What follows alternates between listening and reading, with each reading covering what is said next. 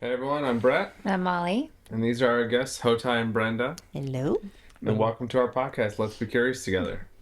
Ho-Tai and Brenda have been long-standing friends of ours. We've really loved them. Ho-Tai and I met, I think, in 2012 or 13, Yeah. something like that. We had the pleasure of working together first, and I really got to see a lot of Hotai's character under pressure, in the middle of stressful situations. What's he like? And he's the cool as a cucumber type. That I was like, man, how does he do that? Yep, still is. And not gonna lie, when we first met too, I definitely thought that you were only a couple of years older than me because you I looked thought you were so only a couple of young. years younger than I was like, Just joking. oh, sweet, here's a guy that's my age and he's so cool. Get that Denzel Washington aging gene thing. Mhm. You don't age. Yeah. Yeah. Exactly. I like that. And So you guys work together on what project? we were working in production Yep. together for a client. Even. So, and Hotai had known this client for a long time, longer than I had, and we were just rubbing shoulders doing this together. And Very high stakes, very high pressure, short Yeah. timelines, that kind of Yeah. thing. yeah, Yeah. That's yeah, cool. yep, not a lot to work with to make a big bang, Yeah. type situation. Because I And, see you two as very similar in that sense of like really good under pressure, very patient, very like excellent in your work and in your like technical ability. So when I met Hotai, it was when Brett was stepping out of his old job and Hotai was taking over. And then Brenda came to our house and we hosted them for a couple nights. And I think that was 6 or 7 years ago that I met them. Yeah. And I really connected to your heart, especially Brenda and you, Hotai. It was like you guys just brought with you a really cool culture into our community. And so you taking over the job was you guys adopting yourselves, us adopting you into our church family. And so you taking over the position from Brett allowed him to stay at home and be self-employed and to venture into that whole arena. Right. Right. But it was just a really meaningful exchange, and that we've stayed in really close ties with your work, especially. We both serve under your tech team at church, and then which is really meaningful. And then with Brenda, you have so much investment into our kids through the church kids ministry, but as well as just on a personal level. Just you'll take our kids when we need help, when we need a babysitter, or if we're just needing to run. If I run errands on your side of town, I'll call you, and you guys are our family, and it's just so meaningful. To talk a little bit about your professional. I just want to even say, I shared a little bit my first impression of Hotai, but my first impression of Brenda, Yeah. I was like, man, I need shades. Like, she's just so bright, like so shining. Like Personality. you're this like just blow your socks off. Joy and excitement so and funny. vibrancy. I was like, if there was an embodiment of I'm excited to see you, it is Brenda. Like, can make you feel so special and like, wow, I feel special that you want to see me. Like, I feel so valuable right now. And Brenda's the type of woman, and I think for me in my world, this is actually very rare that someone can walk into my house and just slowly but surely migrate over to the sink and start doing dishes. Yeah.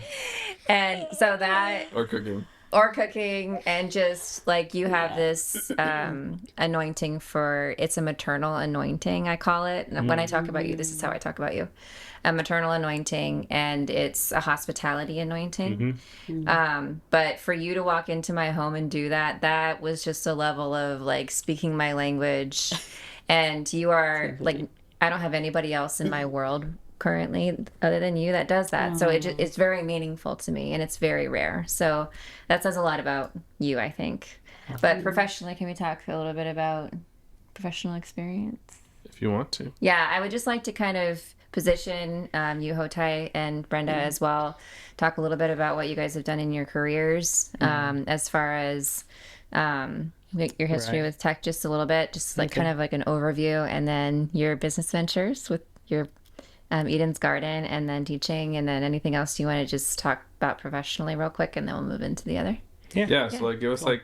give me like the 5 minute version, Oh, 5 minute version. Yeah. Okay. 5 to 10. Well, I have a story that I share often with people that are young in the industry or in a related What field. industry? Meaning, I mean, I guess, primarily production now, but I've always been connected to music primarily. Being in a band, being a DJ, the influence of my parents. Um, but there is like this early experience in my childhood in elementary school being involved with a school production.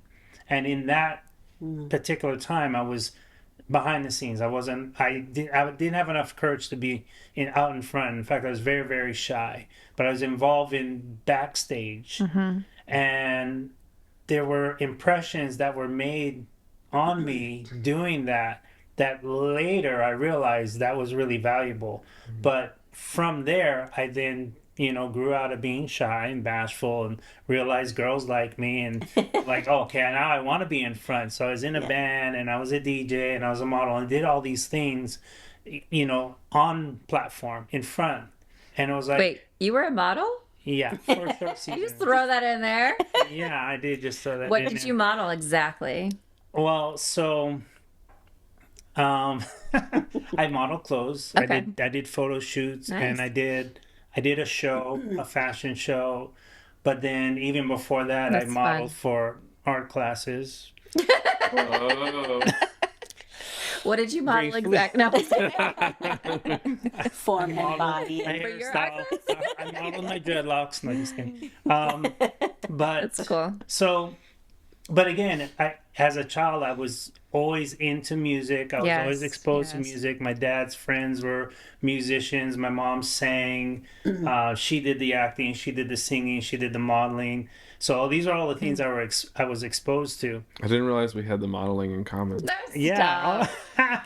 Brett did So- model us a little You bit. did. Wow. It was But so cool. I think part of this progression, there was something that I always had an interest in the behind the scenes, or the inner front of house workings, and back of house. the how-tos. And yeah, and I like puzzles. I like figuring things out. I like putting things together. So I was always intrigued. So even when I was out front, I was still involved with stuff that was back of house or behind the scenes.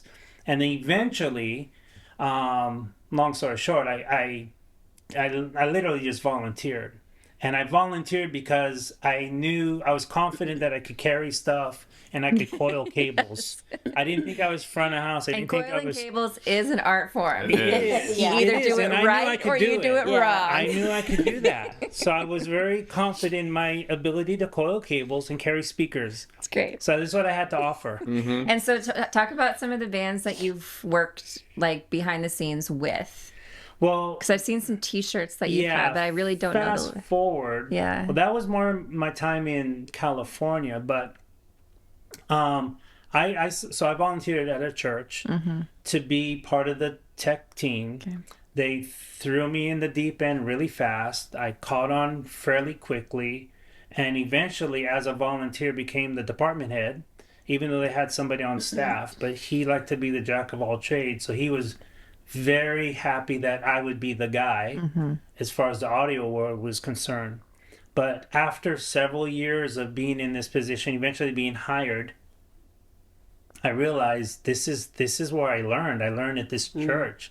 I learned behind this board, and we grew and expanded. But I'm like, this is the one world that I've been doing this, exclusive thing in, and I felt like, and I did workshops and read stuff in trade magazines and online. But it's still, you feel like I know this world. Right. I don't know the rest of the world. Right. So I intentionally started pursuing gigs outside Okay. of the church, and I approached To further 'cause, educate, Well, we had a lot of self-educate. and we had a lot of companies to work with, so I just approached them and say, hey, I just want to help, just so I could be exposed to something beyond the four walls of my church. Sure. So I was like, I'll do whatever. I just want to be here. I want to be here and experience this. The first show I think I did was Johnny Lang at Honolulu Zoo. which I was actually a Johnny Lang fan at the time. So I thought, this is cool. And then I got paid. It was like That's really amazing. cool. It's a good So first then gig. I'm like, okay, I like this. So I just kept pursuing these opportunities, whatever I could do outside, if it was possible, I was doing it just to expand my knowledge base. Then I moved to California, and I was looking for any kind of job that was in my local area, and I couldn't find one. I mean, there was just, it's a long story, but basically nothing was happening. And everybody said, I lived in Stockton, everybody said, you don't want to work in the Bay Area because of the commute. And so I kept avoiding it, but I wasn't getting any bites. So I threw an application in for Live Nation. And Live Nation, they own all the House of Blues, and they have a bunch of, they have venues over here, Miami, Orlando, everywhere. Cool. So I got hired to work at a venue, and that's where I really like. Now it's weekly. I'm seeing bands, and it was a seasonal. This was like a big, like a Hollywood Bowl kind of thing, an outdoor amphitheater in Mountain View. But I mean, everybody came through there. All the big acts came through there. So I'm like, Jason Aldean and Kenny Chesney to Slipknot to, you know, just Yeah. just all of it. All the A-listers and All the headliners. A-listers of every Yeah. genre. So, and it's just normal for them to give well, it's not normal, but the cool people give T-shirts to the local crew. Right. Sometimes when a production comes in, they'll give different color T-shirts depending on if it's lighting or video or sound. But more commonly, everyone just gets a black T-shirt. So yeah, you just get a collection of shirts. That's awesome. So Dave Matthews. Dave Matthews. Hey. And it was really cool to get not a black T-shirt, because everybody would always get a black T-shirt because you're backstage, you're supposed to be wearing black.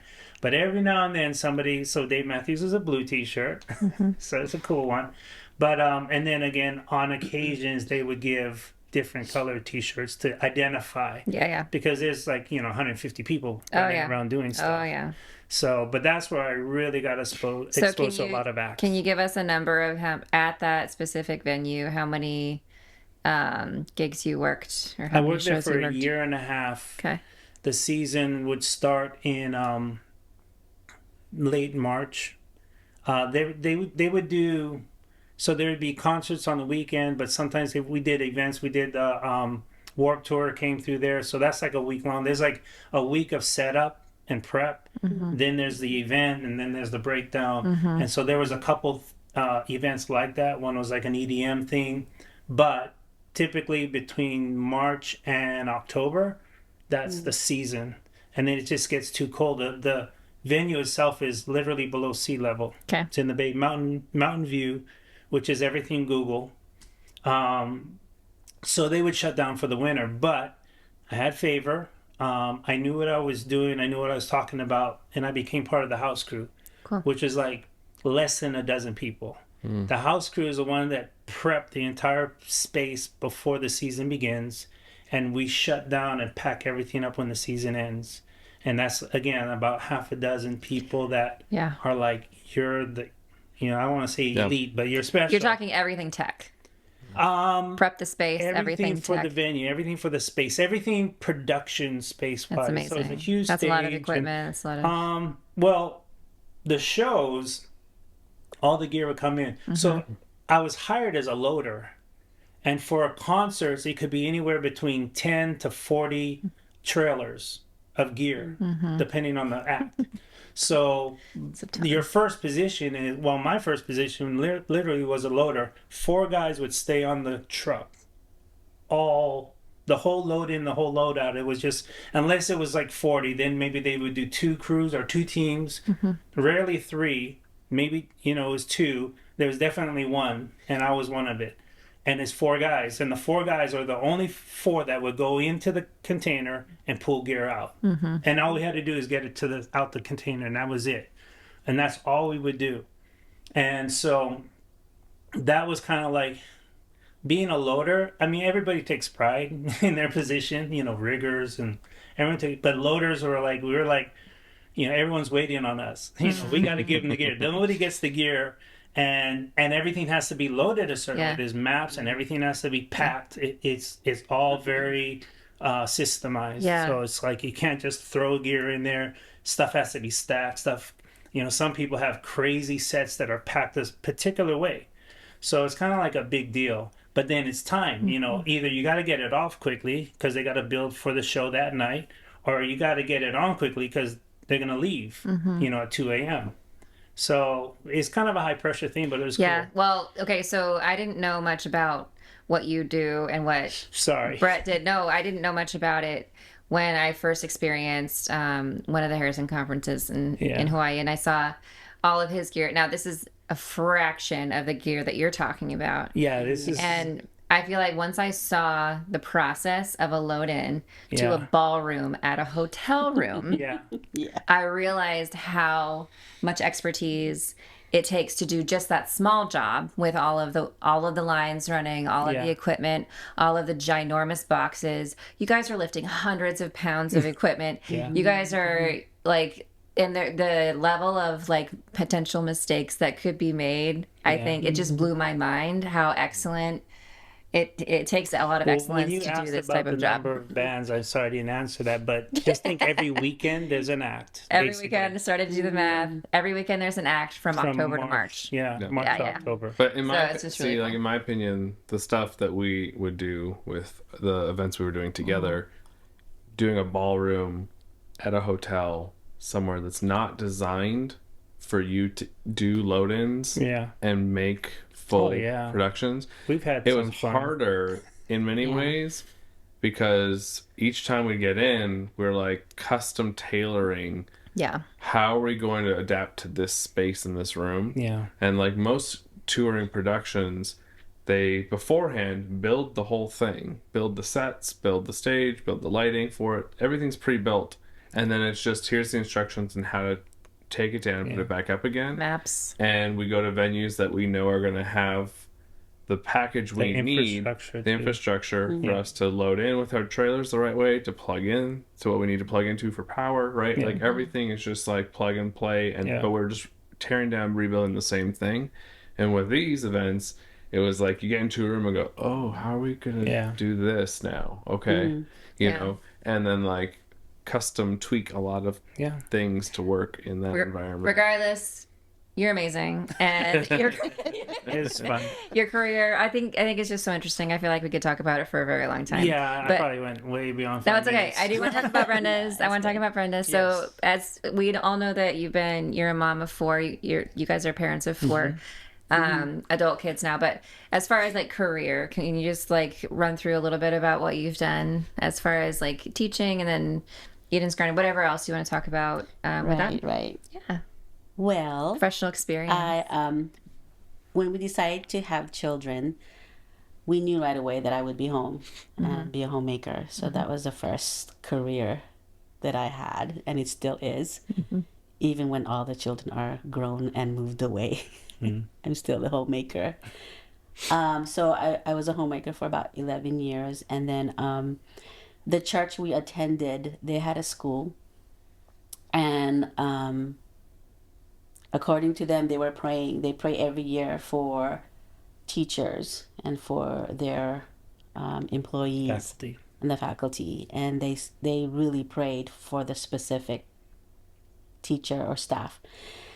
And the funny thing is, about 2 weeks before this staff approached me, I have my passion is art. One of my passion is art, and I thought I always wanted to work from home, be with the kids, and do my art and sell my art. And I remember my first order. It was a portrait, and I had about 3 people putting their orders down. I was very excited, and I happened to be doing a portrait of me and my daughter Grace, and I was just so happy and just felt like a fish finally in water. And I remember praying out loud saying, God, I really, really like this. This is like my dream come true. And however, if there's something that you want me to do, aside from doing art, I would gladly put this aside. So 2 weeks later, I got the call, so to speak, and they had asked if I would, they told me the story. They were praying, and they kept having me in their heart. And so they approached me. And at that time, outwardly, I said, "Oh, thank you so much for praying." But inwardly, I was like, "No, all right, I know where I need to be. My calling is being at home." How old were your kids at this point? Or how old was your... My oldest was 11 years old. Okay. Yeah. And your And I youngest? had a 10, and then I had 6 So, and a 3, I Okay. believe. And yeah, so about a week later, the principal for the elementary approached me and said the same thing. However, this time she said, "Brenda, I want you to pray. I want you to listen, and then I want you to obey." yeah. I was like, no. Because, I knew I would pray. Listen, maybe. But then obey? I'm like, no. She had your number. Yeah. Yeah. Yeah. Yeah. So I you love took the her. job, and it was So an after art much teacher job? prayer, actually, it was a Assistant. teacher's assistant. Oh, cool. And they were actually just looking for someone to take the position of after school, of an after school care. And homeschooling my children at that time, I just felt like it won't work for me because who's going to watch the children? And they come with me wherever I go. Yes. So when I had the interview, I basically said, if you want me, maybe not in his exact word, but basically, if you want me to be here, then you'd have to make it where my children, 4 of my children, can attend this private school. Yeah. Private Christian school with high. And the pay would have to be Tuition. enough to pay And for you the would have 5 to pay me children. on top of it. That's awesome. Yes. That's awesome. And they weren't even looking for that, but I remember her saying, "Do you believe God is wanting you to work here?" And I said, I just said, "Well, I believe that whatever God tells me to do, I will obey. But I also believe that if God wants me to be here, this would have to happen because anything else, I can't."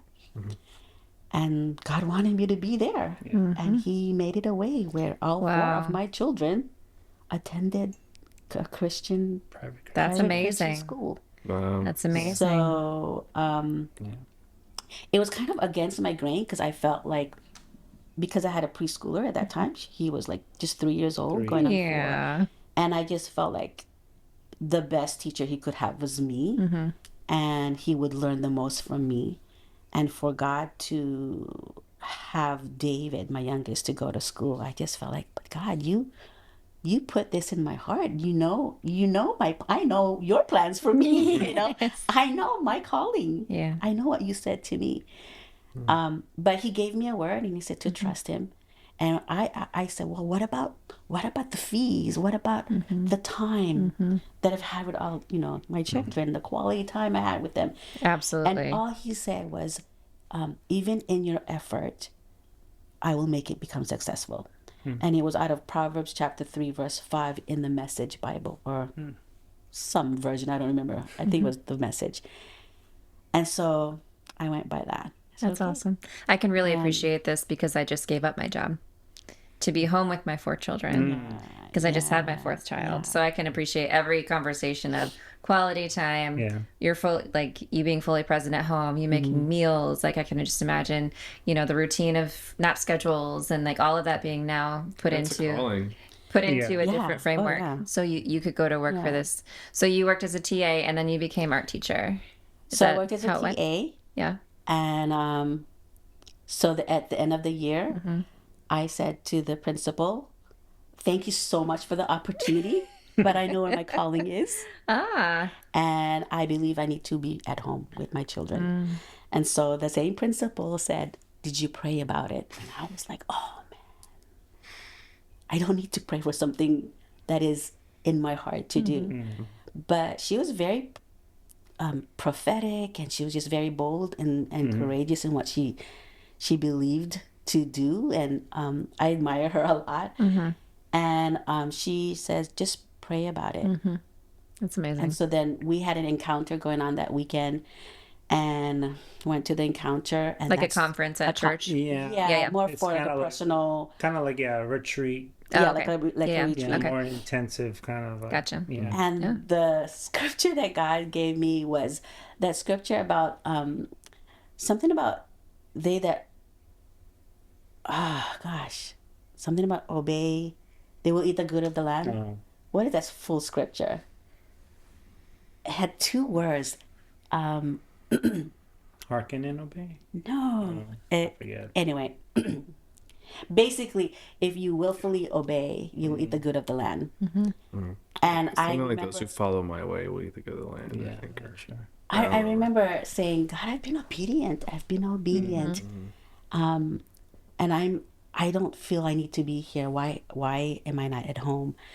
And God just put in my heart, it's because you have not been willfully obedient. Like you've been obedient, but you weren't willful to obey. Willing and obedient. Yeah, those who are willing and obedient will eat the good of the land. Okay.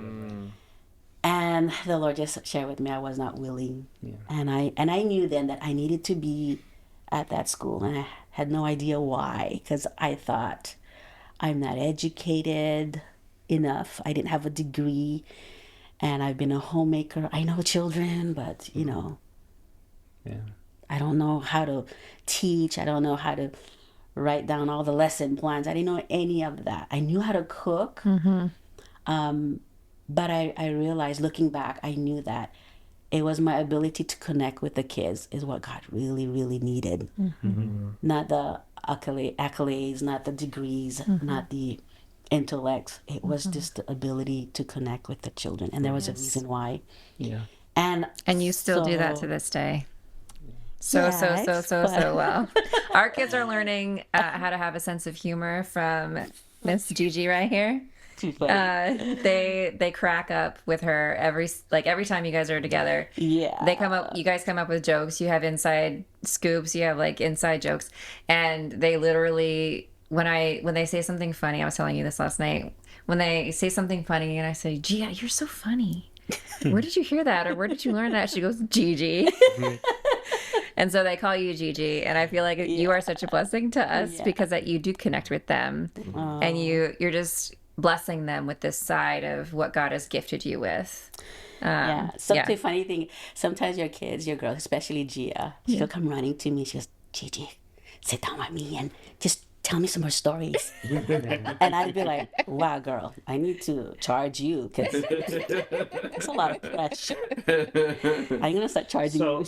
actually, Too I'm funny. gonna help you just in the story because she mentioned she was an artist, so she was part of it wasn't called gifted and talented, but what do they call it when they pulled like recognized in school for her gifts? It was and her called ability. Like yeah, when GT, you were in gifted and school? talented. Yeah, When she was in school. Yeah. And I mean, there's a couple of stories to go with this leading up to where she ended, but so she always had an ability, Yeah. but she also had a passion for it. And as a child, it was like when her father asked her what she wanted to do, it was like, well, I want to be an artist. And he's like, well, that's not a career. You can't. You'll never make money. You doing can't earn a art. living being an artist. But this was part of her, personality already. Childhood dream. Yeah. Yeah. And again, Crushed. but also having the ability, Yeah. already possessing, she does calligraphy and just all Absolutely. these things that she Yes. can do. So then, and then I think, being in a big family, lots of cousins, lots of nieces, lots of nephews, that was just being able to be with kids and like to, entertain them and stuff like that. And that always became a part of it. So with her time with children, she's always funny. She'd always bring food when she was a teacher's assistant or then even became an art instructor at this school. She'd always bring food. So she had a lot of favor with kids because either she's telling stories, she's telling jokes, or she's feeding them. And then on top Triple of it, threat. Oh, just right. The Like it's favorite a person. Right. But then there was always this gift of art. Yeah. So the next thing to come along would be, okay, now we're going to do something creative, some kind of project. And that's actually, for me, that's where the soap came in. Because it was something she was doing after the time of being at the school. and she's back at home, homemaker. But again, it was the single income, so now she wants to do something. So we actually started a daycare at the home, and with that, again, being the storyteller, being the teacher, now it's being a homemaker plus, it's beyond the 4 children. But she started incorporating arts and crafts as part of the the program. And for me, that's where the soaps kind of kicked in Okay. as a craft for the kids. But with her, she's always crafty. She's always doing something. And the soap kind of stuck. Like, oh, I can do this. I can make my, she really enjoyed, I can make my own soap. So fast forward a little bit. Yeah. You're the why behind your business, Eden's Garden with a Z. You make incredible beauty products. So it's not just soap, it's facial oils, it's masks, it's bath bombs. And so tell us a little bit about why you wanted to create these types of products for men and women. Well, it kind of started when, before I started working at the school, having, just one income coming from Ho-Tai. And I had really long hair at that time. I had my 4th child. And I wanted to use some kind of conditioner for my hair. And when I would go to the store, it was just really, really expensive. And I remember telling God, Lord, I just need something that's just natural and not so expensive. So show me and give me wisdom. What is it? And about a week later, I realized I had like a whole row of aloe plants in my front yard. And, I didn't have like an iPhone or a computer to look up all the ingredients or the benefits of an aloe, but I just knew that aloe was high in vitamin E and it was good for the skin, good for burns or good for dry skin. And I figured, if it's good for my skin, I'm sure it's good for my scalp. And without going to the library, I just kind of like, let me just peel the skin and get the gel out. And I pulverize it, put it in my little, what do you call them? The mixer, the blender. Just Blender? the water? No, the blender. the And then, food processor. and I refrigerated it, put it aside till I was going to condition my hair. So the day I conditioned my hair, I didn't know what I was doing. I was just figuring things out. I left it on my hair for like a good 10, 15 minutes based on some conditioner. They said to leave your conditioner on for about so many minutes. I figured, okay, I'll leave it on. And then I rinsed it. And the very next day, my hair was shining. And I knew that came from the aloe. And I thought, that was too easy. Yeah. So that's where it kind of stemmed from. It started with cool. that. But then we went on vacation and we went to a natural food store. And there was a table with artsy soaps. Yeah. But it was all Handmade too. handmade, natural. There were no dyes. Yeah. And it was all essential oils. Just the smell from the essential oil was just really amazing. So I brought some back home, and I brought some for my friends. And I remember jumping in the shower, using it for the first time, and the feel of that natural soap was just wow, nothing like the soaps from the store. Yes. So I knew that I'm gonna run out. And I had to do some studies on how to make it. Cool. And that's kind of where That's so cool. Wow. started.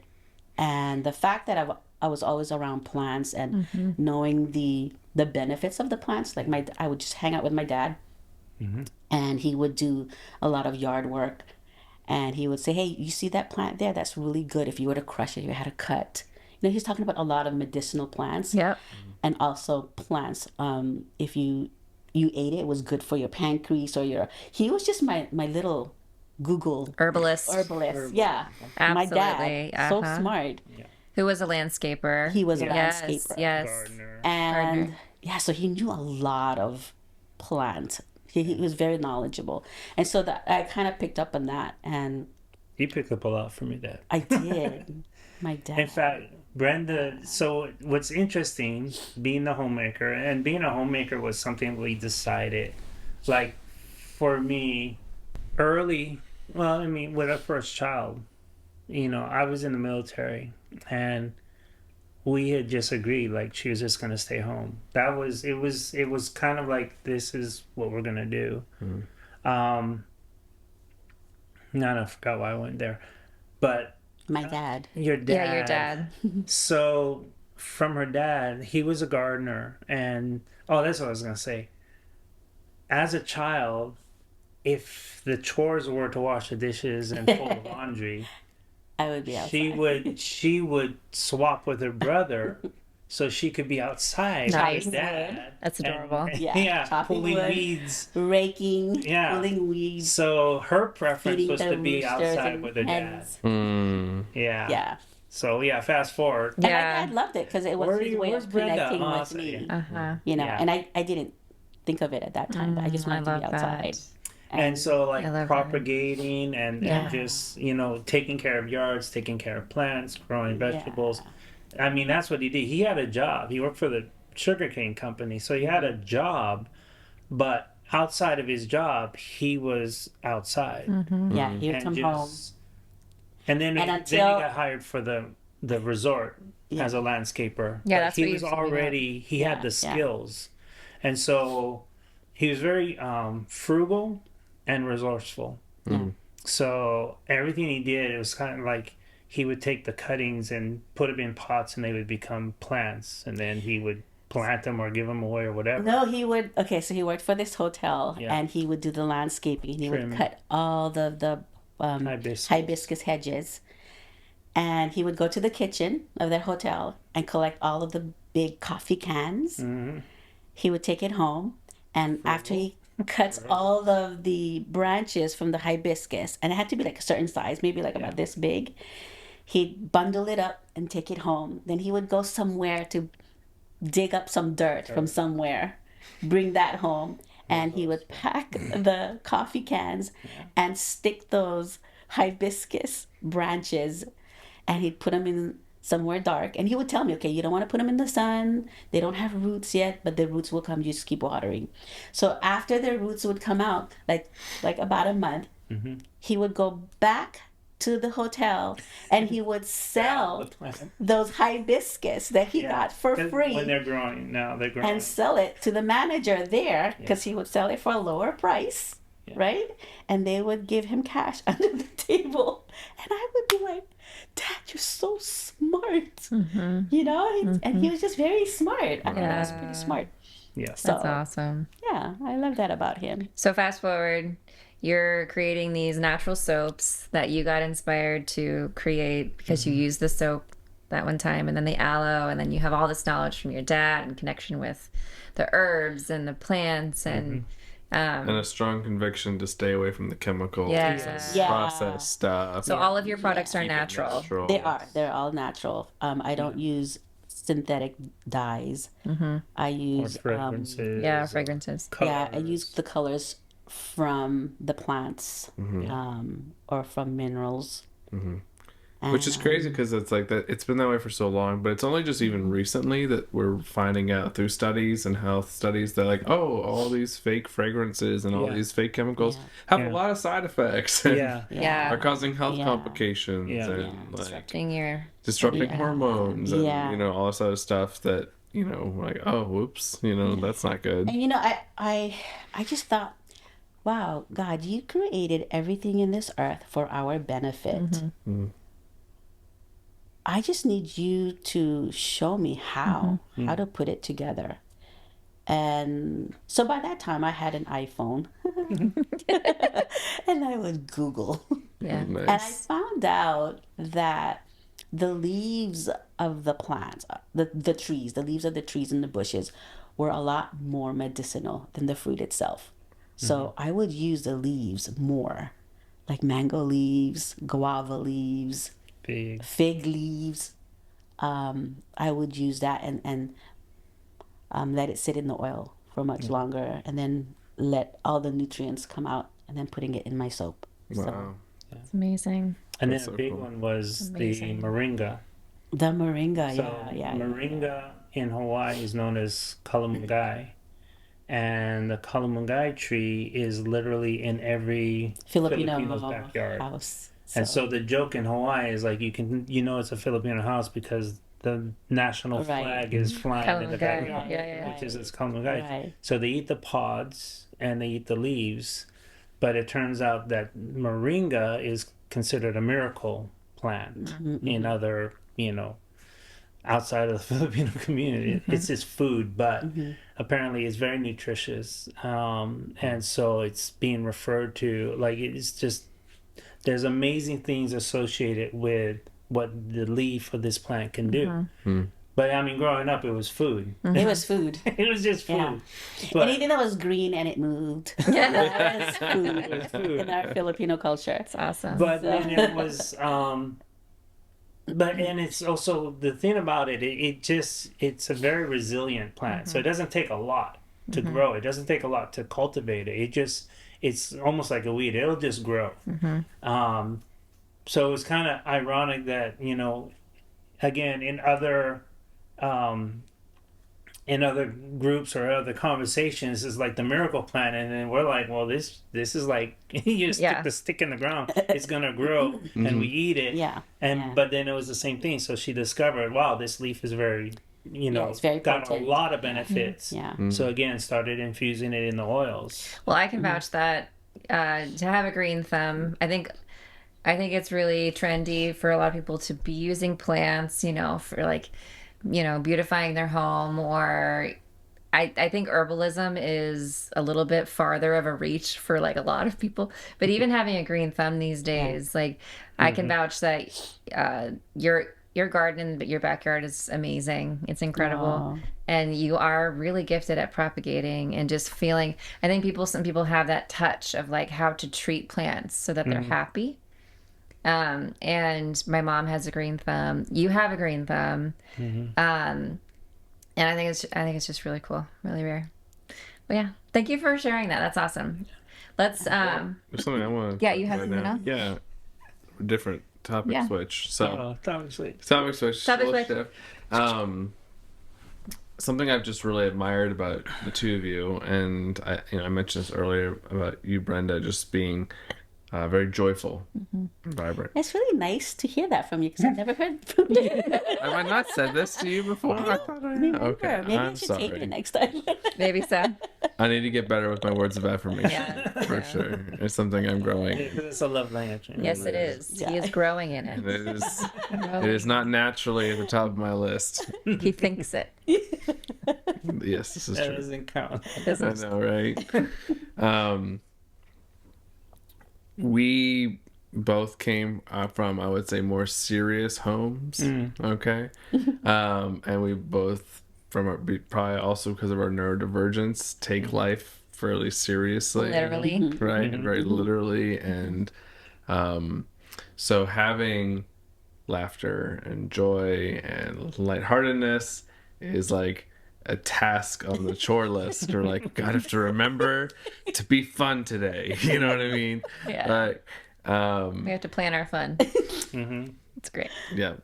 So that being said, how many years now have you guys been married? Ooh, Ho-Tai can tell you. I'm not testing him. 30. It'll be 38 in 38. July. Wow. Yes, 35. Okay, and so we just hit 10, right? Yay! Yay! We got a ways to go, but it's good. My question is, has in your marriage, in your relationship, has this kind of lightheartedness, this joy, has this always been there? Or has this been something that you learned and developed through the years? I think it's always been there, not to kind of boast of myself, but it's just I know I was the funny one. Right. And I remember, so when we first met, I pretended that I was shy. And I mean, I was very innocent and 38 years later. very naive. What? But You pretended to be naive too? But I remember our first year of marriage, we were in Louisiana. I don't know if you remember this, but he was on the couch and I was standing in front of him and I was telling him a story. And I was very animated and he was cracking up. And when it's very funny for him, he starts choking on his spit. No, I can't breathe. It's like, I can't catch And my breath. I just think it's so funny. I mean, you would think, It's good. It oh my freaks goodness, me honey, out. do you need help? I'd be like, oh man, give me more, you know. So I remember him saying, with tears in his eyes, and he was like, wow, I didn't know you were this funny. Oh. And I was like, oh, maybe I should tell him more stuff about me. Oh. Yeah. Oh. So, Amazing. well, and I mean, in various conversations, and I know we were going to come here at some point, but like we literally come from very completely different backgrounds, different upbringings, different cultures, and I'm an only child, and she's number 11 of 12 siblings. So, Yeah, so I had to be funny. so To yeah, survive. Well, right. Well, that's one of the Exactly. realities was being the youngest. You know, trying to get the attention. Attention. I was It's gonna like say. you become so between her and the youngest, the number 12 is her younger brother, and those are the two, We were, you know, the yeah. class clowns of the family. They're the ones that were always telling jokes, always telling stories, always very animated, always very loud. But it was kind of like, you know, that was the survival mode in a very large family. And I'm an only child. So, you know, my friends are invisible and I don't have to give them words of affirmation out loud because they know my thoughts. So, Oh my you know what I god. mean? It's just a complete opposite. I So, love it. Yes. being an only child, I was very creative in a sense. Like, I mean, I played, I had toys, and I had friends, but I didn't need to have a lot of dialogue. You know, there Yep. wasn't I didn't have, you know, I didn't have to fight over attention of my Right, parents. I didn't have to, try to get favor or advantage. Everything was mine. Yeah. You know, everything belonged to me. All the time was my time. You didn't know? have to try very hard, did I you? didn't have to try very hard. But it was like, but then subsequently, then you don't have the need. Like, I don't need to get the attention. I don't need to be loud. I don't need to whatever. It's like, and I didn't need to have a conversation. I didn't need to have the dialogue. I didn't need to have somebody in the room with me to have a good time. I could entertain myself. My imagination and whatever. Oh, yeah. I was very well to be alone. Yep. And That so, makes so much sense about you. I'll just like caveat for briefly to say because when we get together, and I'm kind of that way too. Yes. I don't talk a lot and a lot internally, and then I remember just like these moments that we would have where when I would crack open the vault for a second and ask you a question, and then like deep thoughts coming out, flooding out. From I'm the like, yeah, deep. I'm like, yeah. wow. I'm like, you've put a lot of thought into this. Oh, I'm in my head a Like lot. there's a lot happening. Like Yeah. you're really Yeah. wow, okay. Yeah. Yeah. But and it's not necessarily like a completely healthy place too. I was not a defiant independent person, but I was very well to be on my own. You know what I mean? So being alone or being by myself or just having my own, relying on my own resources or what have you, it's kind of like that was a comfortable place. Again, I wasn't anti or social or I didn't want companions or friendship, but I was very very comfortable if it was just me. But then even later it became less healthy because it was kind of like, well, I know I can rely on me. Like, I know I'll show up. I know I'll be there. I know I'll put the effort in. I'll get the job done. That's way easier than asking somebody else to do it or putting my trust or dependency on somebody else. It's way easier. I'll put the load on me because I know what I can do. Sure. And I'll just do it. And I'll just push through it and whatever.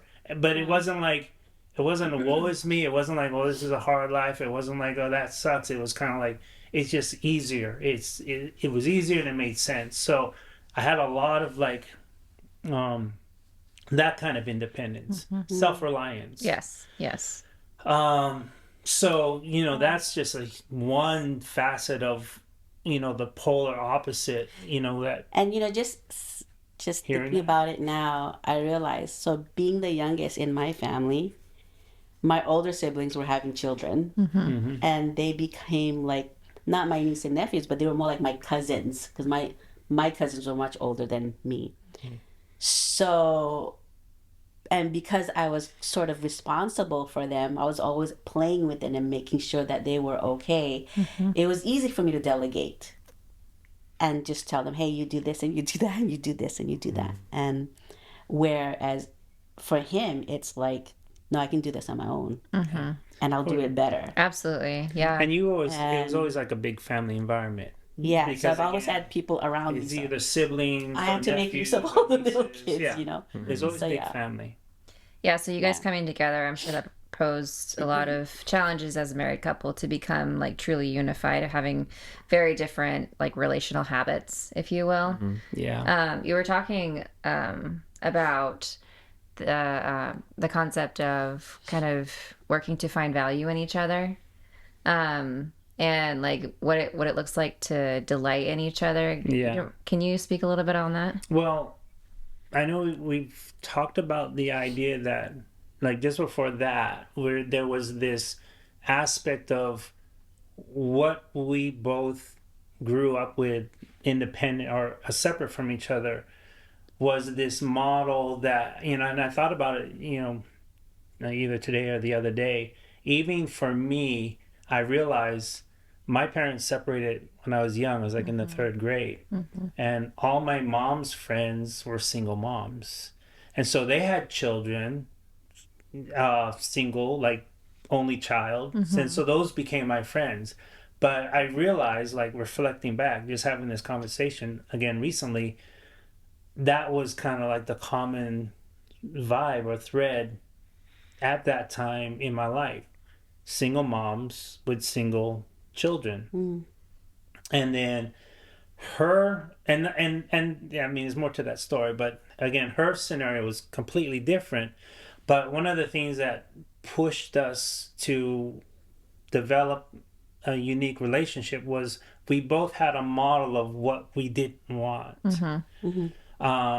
And with that, it kind of like we didn't necessarily know what to do, rightly or correctly, but we definitely knew what not to do. Okay. Or we knew what we wanted to avoid. So it was kind of like, okay, I don't want that. So let me do something that keeps me from going there, keeps me from, being a single parent, or keeps me from whatever. It was like we just had these models. But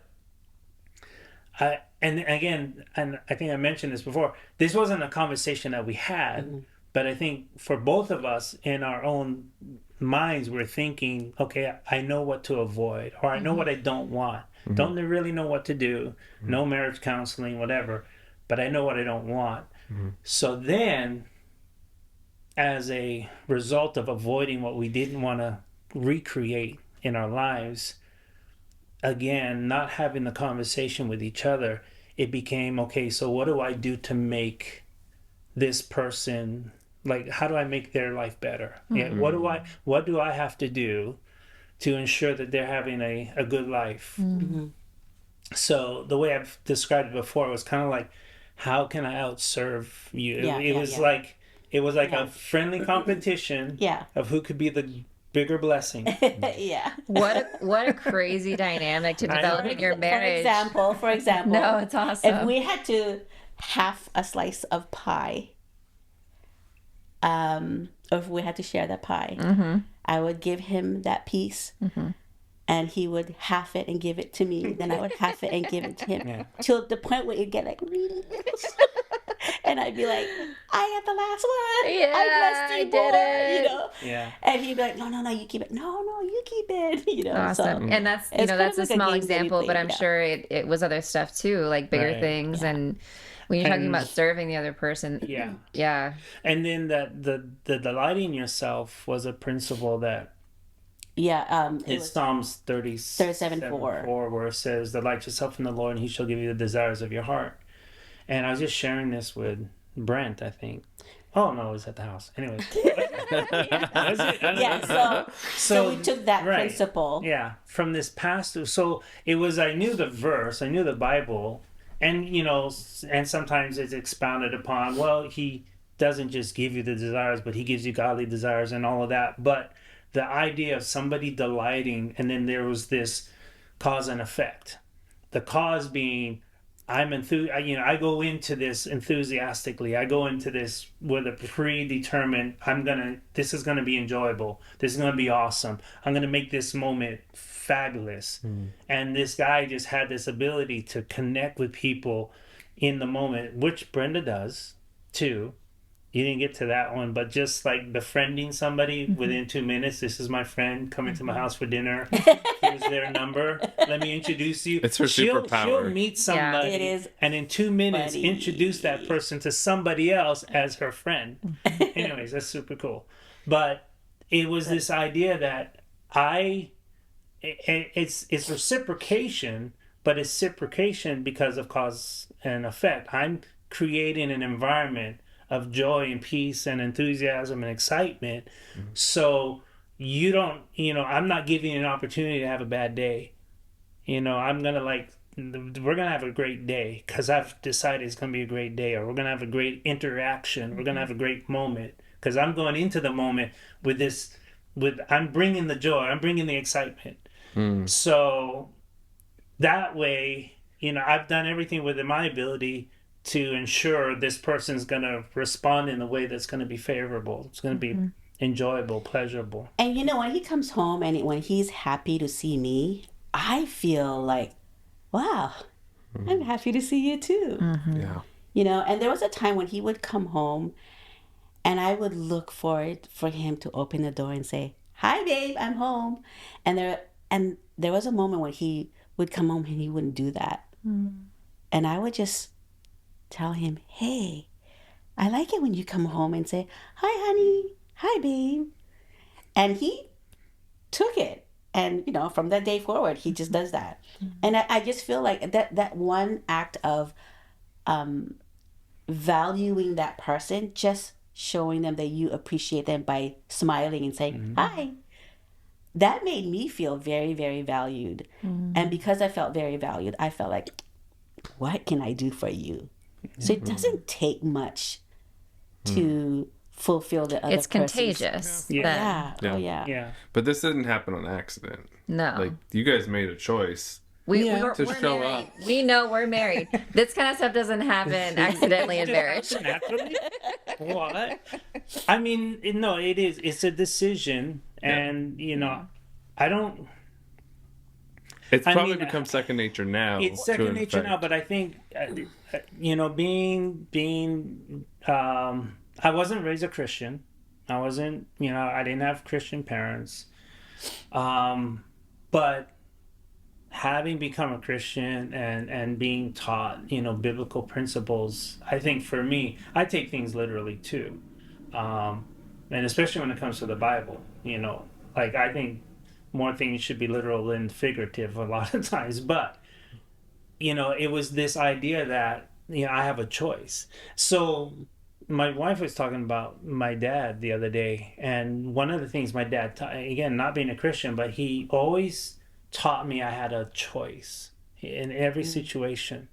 And especially when it came to like how I'm going to respond to something, he just always told me I had a choice. But I think then with that, kind of like ingrained in me by him, a healthy, thing to have absorbed as a child. But then biblically is like, oh, I have a choice, but I have a choice to make something better or do something good or have a positive outcome, at the end of the day. And it is a decision. I guess in that way it could be work.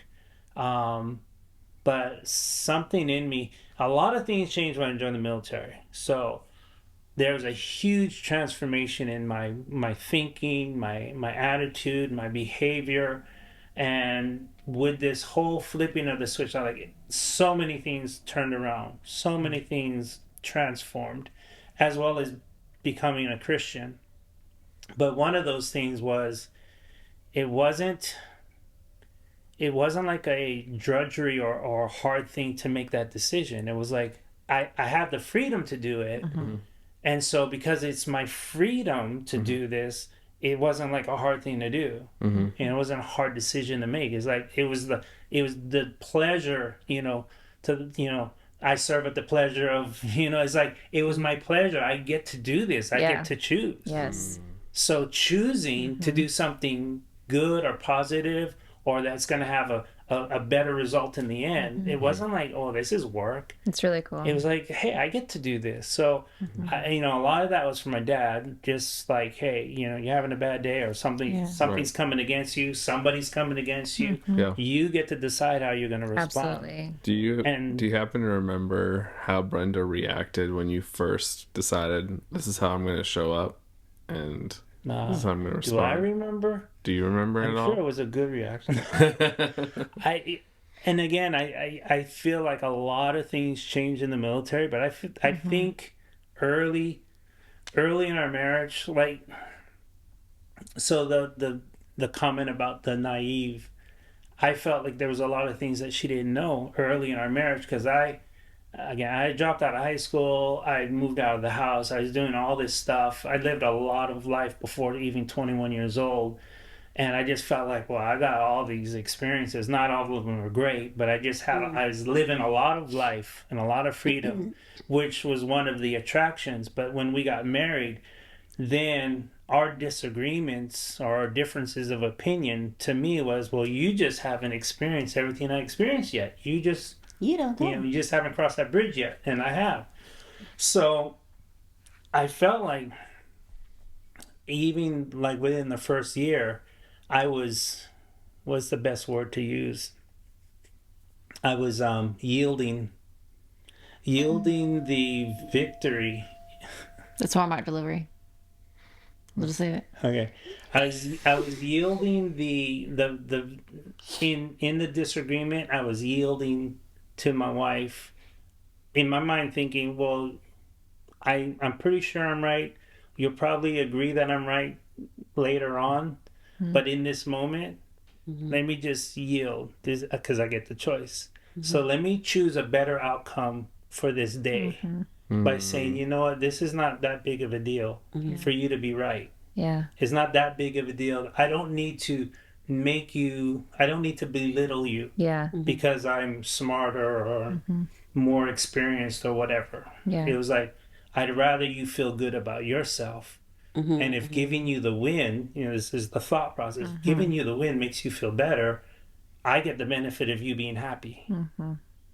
That's so So cool. it's kind of an ulterior cool- motive. The cool thing about that, though, is that he allowed me to make those mistakes without making me feel,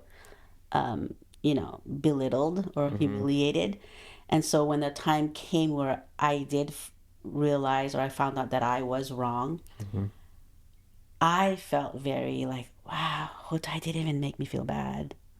And that was very humbling for me. And I realized I don't know everything. And I it's feel- okay yeah. to I have to trust say this him. though, because I don't know, it would be the way to preface that whole thing, but before that I was very bad and I was very wrong. I did a lot of bad things. I did a lot of wrong things. I made a lot of mistakes and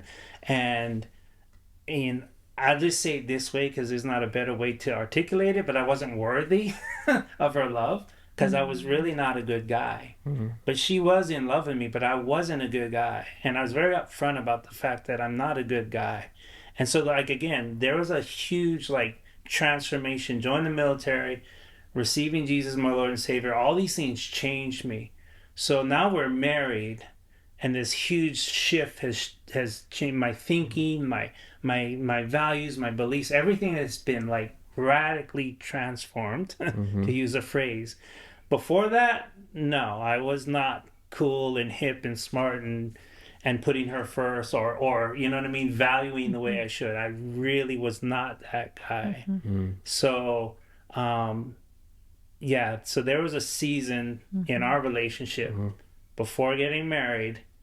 I was not the man. Let's talk about that. Let's talk about that. Honestly, unpack that. there's like a rule before you move on. I think there's a rule for us as human beings.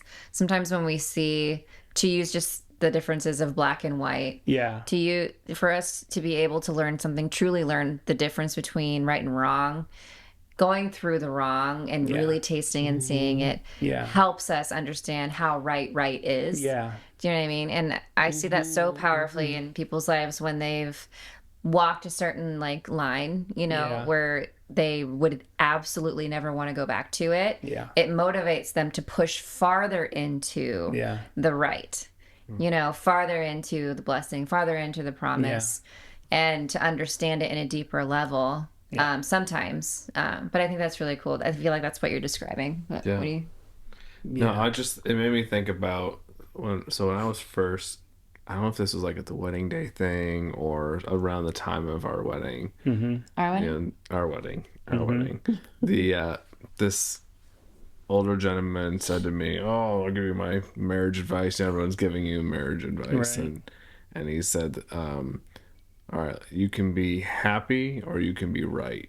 And I was like, I hate that one. I hated it. At the moment, I was like, it felt, That's when hard. when he first said it to me, it sounded like give up and let her win Right. and always be right, and then you'll be happy. Like, you know, does that make sense? Like it was, I interpreted it as Disconnection. disconnection. Right. And yes, dear, whatever you say, Right. you know, I'm gonna just, you know, be a Pretend. doormat. I'm gonna be a Right. doormat, right? And I was like, I'm not gonna settle for that. You know, that's ridiculous.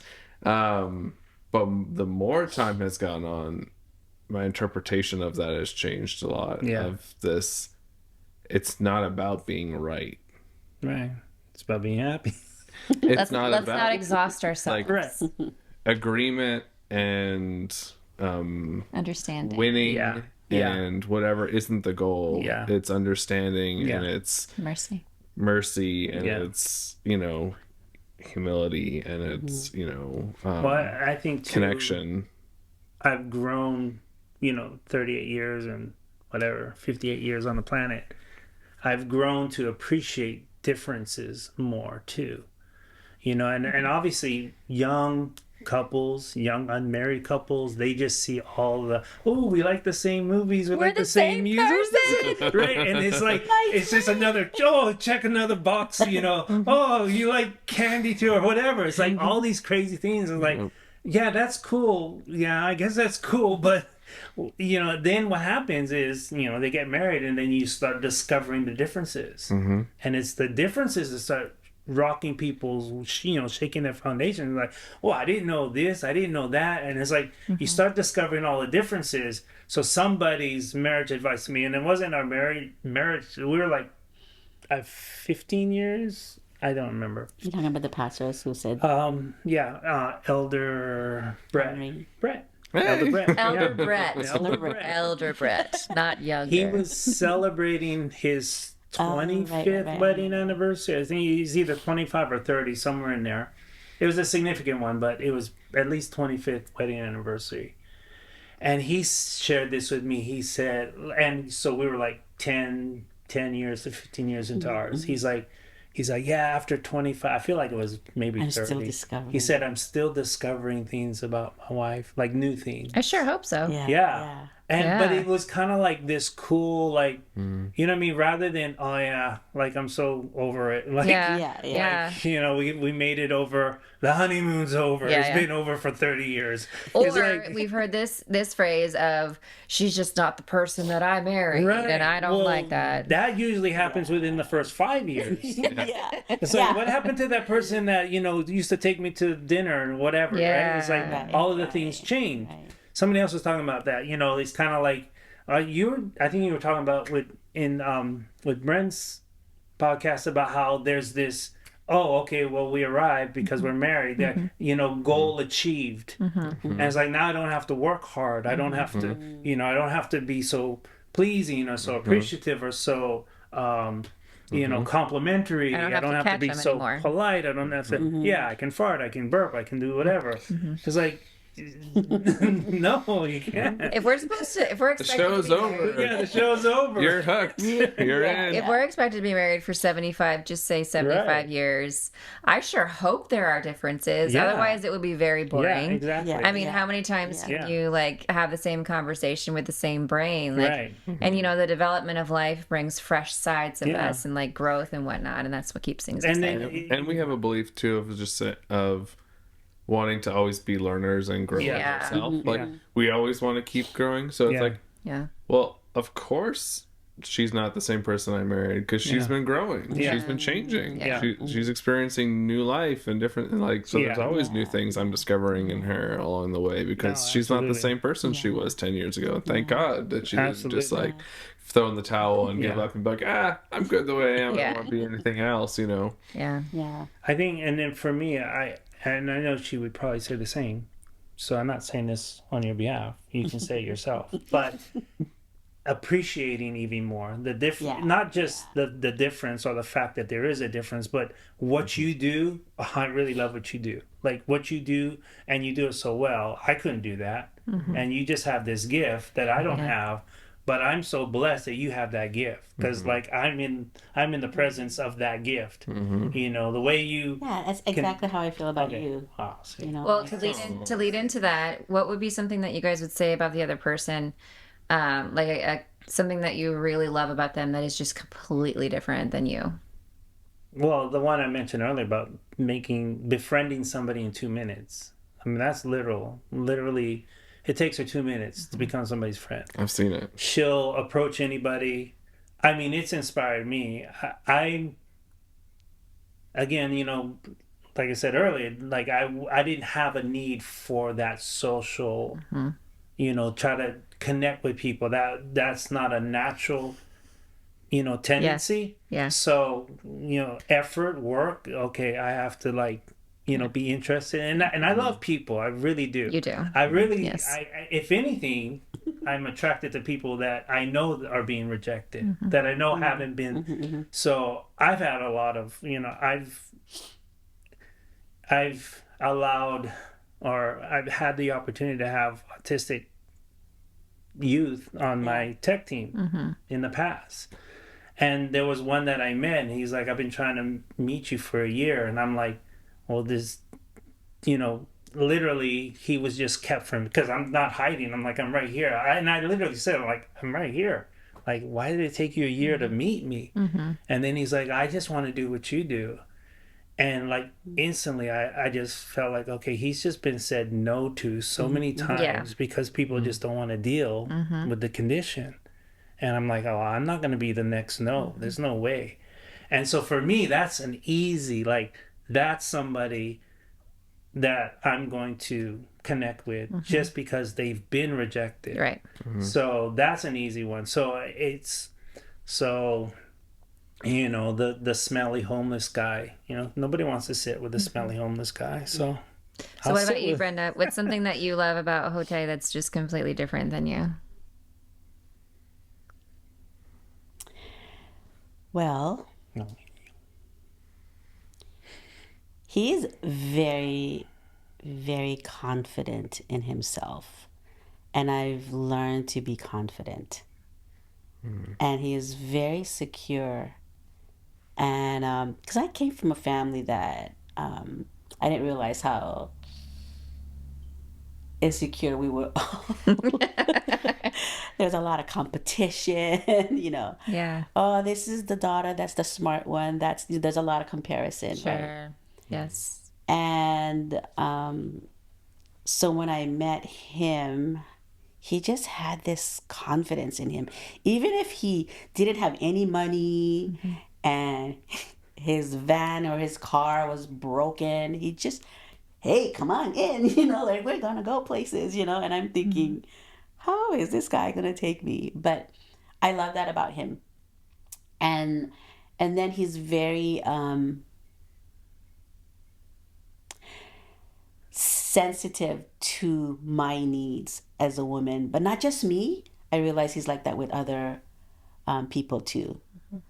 And he's able to adjust. Like he's been, there's this side joke about you can have a bunch of women around the table, and he could be the only guy, and he'd be talking to the women as if he's like part of the girls, you know. And but I mean, he's not like, he doesn't have I got physical 4 kids. feminine. He's very manly. But that's the confidence that you're talking about. But he's like very, some guys would not be he knows how comfortable to in that adjust scenario. very well. Sure. Adaptable. Yeah. Yeah, he's very adaptable. Exactly. Not intimidated by being He's not. surrounded by Yeah, other he No. is. a bunch of He's women. not. Sure. Like, he can talk to people who are generals and then be able to talk to people who are homeless at the same time, And he doesn't really have to adjust to feel like, well, I'm with the big guns now. I have to act a certain way. He's just very genuine. And I really, really, really appreciate that about him. And he's a hard worker. So, and he is, like, when I want to make a correction, when I let him know that, hey, this is bothering me, that doesn't make me feel good when you do this. He would apologize, like, sincerely. I'm so sorry that I made you feel that way. And he'll try to explain why he did that, to try to communicate with me. And then he will do it again. And I'm like, dang, this guy's amazing. So, for example, I'll give you an example. So I see him as a very intellectual man. He can talk about a lot of things, and he can be amongst Brent and Brett and talk about intellectual stuff. And You I'm mean like, nerdy stuff. yes, Hey. yes. And I would be like, damn, I want to just talk about dirt and bacteria, and you guys are talking about the moon and gravity and firmaments. No, I'm kidding. Just a side joke. Absolutely. So anyway, he's very smart in different ways, right? And I'm just very smart in different ways as well. Yes. But he can calculate numbers. He's very good at math, and he can calculate just in his brains. And the way I calculate, I have to see it, and I have to be tactile. I have to touch something. So I have to, like, put it down on paper, and then it connects. And I remember we were counting money. And he was counting money. He goes, okay, well, again, he's calculating everything here. But I'm like, well, how did you get that number? And how did you get $58 when it's supposed to be, $65? And he's like, no, he's already like 10 steps ahead of me. But when he said this, and it hurt me really bad. And he says, I don't get why you don't get it. It's duh. He said duh. He goes, said, duh. Duh. And that made me feel really, really That was a long stupid. time ago, right? Yeah, that was like, Okay. like coffee. That wasn't like yesterday, was it? Who was just born. But I never liked sarcasm. And because my love language is words of affirmation. So when you say something, be genuine and be truthful and be nice about it, right? Because that affects me, or it affected me. And so when he said, duh, I just felt, it just brought me back to when I was a child. Like, all these bullies who just treated me like I was dumb or whatever, right? Yeah, for sure. And I just looked at him and I said, Ho-Tai, like, really in this tone, Ho-Tai, what is common sense to you may not be common sense to me. And because it's common sense to you, then I believe God is helping you to be more patient with people who are not common sense to you, or whatever I was trying to say. And all of a sudden he just changed. He was just, oh, I'm sorry. And he never said duh. I have for sure said that to you. What you know, hardly anybody else knows. Yes, you have. You've said that several times to me. You're like, honey, just remember. So I had to, and I didn't realize that he took that message and he shared it with the staff, I did? Which one? What is common sense to you may not be common sense. No, she said that to me, and that was like a life lesson for me in that moment. Like, I took it to heart. There was something I was going to say. There was a comment about, things working and or things being work and being hard. And she described me as being genuine, but if anything, that was like something that was work. To be genuine that was another one of those deliberate decisions. Mm-hmm. So the idea that I'm adaptable, but I'll speak the same way, before the king as I would before the fool. But that was work. Like I had to like deliberately decide I'm not gonna be two different people. I'm just gonna be the same guy all the time. But it was like that's like I had to decide that I had to like not put on, well, let me be this way to appease this crowd or this group or this person. It was like I'm just gonna be me all the time, every time, with whomever it is. Mm-hmm. But that's like you had like well for me it was like I had to like make that decision, but then I had to like Stick to it. stick to it. I had to like hold on to it. Like this is how I want to be. This is the type of person I want to be. The type of person I'm not changing. I'm not a chameleon. Yeah. So adaptable is a cool word because I didn't even think of it like that. But I do know I did not want to be a chameleon. I didn't want to change. Which in its own way, again, I had a lot of favor. In my career and throughout my life, there was always these opportunities and favor that I had, but part of it stemmed from because I was authentic in that way. Not necessarily special, but the consistency of just being who You're I trustworthy. was. Yeah. Yeah, I have I would love to move into a question that I've been wanting to ask you guys. There's you guys are parents to well, I'm good friends with one of your daughters. I really, really enjoy her, and she's a lot like you. I would say Ho-Tai, and I see a lot of you in her as well. I don't know your other kids too well. I know one of your other They're all daughters, pretty but cool. yeah, I'm assuming that the boys are just amazing. But I just wanted to ask, this is kind of a conceptual question having to do with legacy. You guys come from, super different backgrounds, and you've created a culture of your family. And Brett and I have talked about, we both see you guys as really humble people. And you have a reason to be humble because you are consistently showing up in this way every single time we see you, interact with you. And so that's a very strong undercurrent of who you guys are. You pour out, you're super generous with both your resources and your time and your heart and your communication. And you're both teachers. Like, we see so many incredible things about you. And we look up to you guys a lot. When it comes to legacy, when it comes to making your mark on the world, it's a big question. Making your mark on the world, what is the underlying message you want people to walk away with from interacting with you? Or if you were to influence, a group of people in one direction, like what would you want to leave them with? What would you want to see them take from you as a life lesson or as a habit or as a truth or The lasting impression. Because you guys are on mission. It's very evident. So it's that kind of question of why are you doing what you're doing and what do you hope it will produce? Can I go first? Yeah. Cool. Go first. So I gotta take you back all the way when I was like 9 years old. All right, we're going back. So my mom and dad moved Rewind. back a block, and we moved to a new school. And I'm like, I remember I was 9 years old, and being the new kid in town or in the school, there was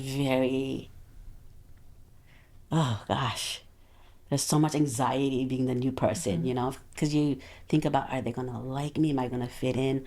Are the teachers gonna like me? And what if I have questions? Are they gonna? All of those thoughts.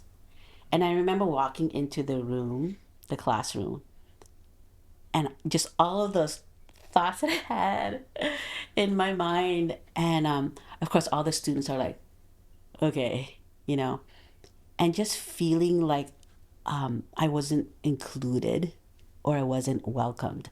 And that left a mark in my heart because I felt like when I grow up, I don't ever want people to feel that way, like they're not welcomed Or I would think, if I could replay that, I would want someone to go, "Hi, I'm Molly. Want to sit by me?" And not that you have to be best friends with me, but just feeling like I understand how you feel, but I'm gonna help you ease your anxiousness and make you feel more comfortable. And there's this term that we have at our old church in Hawaii, and that was it's called high touch. And you go out of your way to make people feel valued and comfortable and loved and welcomed. So from that, at 9 years old, I I had set in my mind, not realizing that that was something I was going to do growing up. And then having a mom who was very, very welcoming to people. She was the one who would invite people over and just cook a meal. And she was, happened to be a person that my brother met at the beach because he needed a place to stay. He ran out of money. And this is a true story. A Japanese guy, hardly spoke English, ran out of money to go back to Oahu, didn't have enough money to stay at a hotel, met my brother at the beach, and with that broken English, my little brother understood that he needed a place to stay. So my younger brother said, "Hey, why don't you just come over to my house? We live right across the beach." And my mom says, "Oh," and she knew a little bit of Japanese. And she said something in Japanese, and she made some fried egg rolls, like on the spot, some fried chicken, some rice, and some vegetables from the garden. And she said, "Eat, eat, eat," And he felt so welcomed. And here, it's like, wow, who's this stranger? And he slept over that night. And then we had a wedding to go to this is in Hawaii. And my family just welcomed him. And we took him to the wedding. And he was so grateful that of course, he told his mom, who lived in Japan at that time. And when my mom was still living, they still corresponded to each other. And so having that kind of culture and feeling like, wow, I don't want people to experience the pain that I went through. So when I meet people, those are the things I think of, especially the first time visitors or new people. So I just connect with people. I ask a lot of questions like, "Hey, where are you from? What are you doing here? And what do you do for a living? And why are you here? Oh, do you like food? I cook a lot of food. You want to come?" And just from that, and then making them feel very, very welcomed. And I know that when I make them feel welcome, I know I can walk away knowing and understanding that I left a print on their heart. Yeah. So that's the legacy that I want to give to my children. And they are actually living that.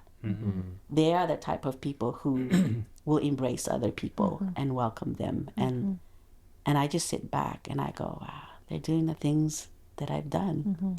So that's one of the things that That's great. I love leaving behind. It's powerful. Wow. Yeah. I agree. I feel in a lot of ways, as you described it, that's not so rare of a scenario in Hawaii. Hawaii has a culture. I mean, they have a word, aloha, an aloha spirit. And I think the initial response to somebody, I mean, if somebody's being presented as, here's a friend, here's a visitor, there's usually a welcoming and an embracing, and there's always eat, let's feed you, and there's this culture of caring. And then, like you said, we develop this idea that and it's part of the culture, even of the source, but it's like if somebody's here for the first time, you want them to have an experience that they feel like Pastor Joanna, it's a safe place. And part of that, making it a safe place, is that initial contact. How are they greeted? How are they welcomed. What is the first person they meet? What is that experience? Um, so it's kind of a Hawaii culture thing to be very warm, welcoming, embracing, you know, assuming the best first, until they get burned, and then it's and then war's on. But you don't want to cross, you don't want to cross a You went from local. peace to war. I'm just saying, you don't want to disrespect. It's all about respect, though. So you never want to disrespect. But their initial thing is going to be, we're going to welcome you. We're going to, you're going to be embraced. You're going to be welcome into the home, welcome into the family. You're going to get fed. You're going to have a bed. Like, all that's what we're going to do. Again, until you disrespect them, you can almost expect this is the way you're going to be treated. And then, when the light bulb came on, I received Jesus. It's like, Jesus is teaching us how to treat others. The Bible is, explaining. I mean, you can just go beatitudes. It's like, okay, so I don't like this guy, but I got to bless him. Like, he just screwed me over, and I've got to treat him kindly. Like, what? But it's like, this is what he says to do. And then you come from a culture that, well, they do that, that's their expression of their joy. I think, we did it as a family. Like, we did this. Our kids could tell you stories of the homeless guy, whomever, who was sleeping on the couch for a week. Or I've heard stories. Yeah. So obviously, for them as a child at the time, later on, it's like, well, how uncomfortable. I'm sorry, we're just being who we were. But I mean, obviously, we cared about our children and we cared about their safety. But at the same time, it was, I don't know. It was just what we were It was very to do. heavy in our heart too. Yeah, so to help Absolutely. to take to people, God. Yes, and that can be uncomfortable for children. Yes. Yeah. Because they don't quite understand. Yeah. But what you're doing is you're showing them an action Yeah. that they will always remember. And I know that we didn't necessarily take their obviously didn't take a vote on it or whatever in the moment, but I do know that too, in the sense that they're observing, they're seeing, and they may have some contention in the moment about it, but there is a deeper message being demonstrated, being shown in the action. And I can just say, even just through our own journey of parenthood now, how many times I've had flashbacks to memories of my parents doing things that made no sense. Right. That I'm like, oh, that's why things went that way. Okay. You know what I mean? Like, crossing a bridge again, and it, like, for years never made sense. And finally, I'm like, in context of now having to make similar choices, going, the harvest is later, when I think our kids have to walk through a similar scenario, or when they finally hit that developmental stage, or they have to rise up and have a choice, like you represented your choice in the matter. It's that mirroring of life that doesn't necessarily happen until later. It's crazy. There's a phase that every child, I think, is very human, well, at least in Western culture, that there's like the self-identity. I gotta be my own person. I gotta show I'm independent. I gotta show I'm responsible. So let me choose something that they wouldn't want me to choose. So I'm showing this is an So independent choice. Yeah, this is my independent choice. This is my. I'm rising. You want me to be responsible, so let me be responsible. Make a decision that you don't like. let me flex my independence. But then eventually there's like, oh, okay, it made sense. Now I see what they were talking about. Oh, okay, now I get it. I understand why I need to be disciplined in this area now. Before it was like, I didn't want to do it because you were asking me to do it. Right. But now it's like, okay, now I see the value in it. Legacy, I think, and it's a big word. I don't know, for either one of us, it's as much as what is the mark we're making in the world, because for us it's knowing that we've done the best we could with our children, that becomes, the next generation. Um, I mean, obviously, we do things that are for the public, or we do things for our community, we do things for our neighbors, we do things, but it's more like we do them. I feel like, we do them because it's right. It's not so much, I want you to remember me. It's more like, this is just what we should be doing. This makes a better society. This makes a better community. So let me So, rephrase the question oh, this way okay. for a second to say, what's the one thing that you would hope that your kids and your grandkids' life lesson don't forget? If there was one thing I just really wish that it clicked with them, and they hold to this when I'm gone, kids and grandkids, it would be this. I would have to say that they are teaching their children to know who God is intimately. And it comes in many forms, whether it's learning how to hear his voice, like teaching them.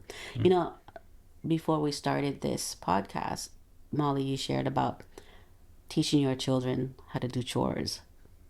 And it's an unnatural thing for them, in the sense of, why are you teaching me something like this?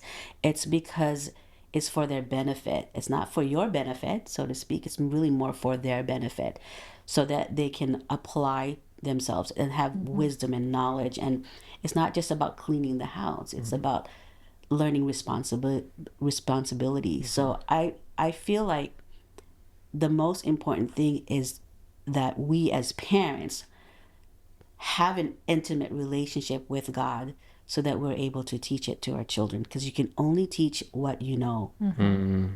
You cannot talk about Jesus and you have no idea who Jesus is, because then it's it's not filtered well, or it's too much filter. I don't know what I'm saying. It's not real. It's not genuine. So when my children tell me, "Oh yeah, Ma, remember when you're praying about this?" I realized I had to pray about this.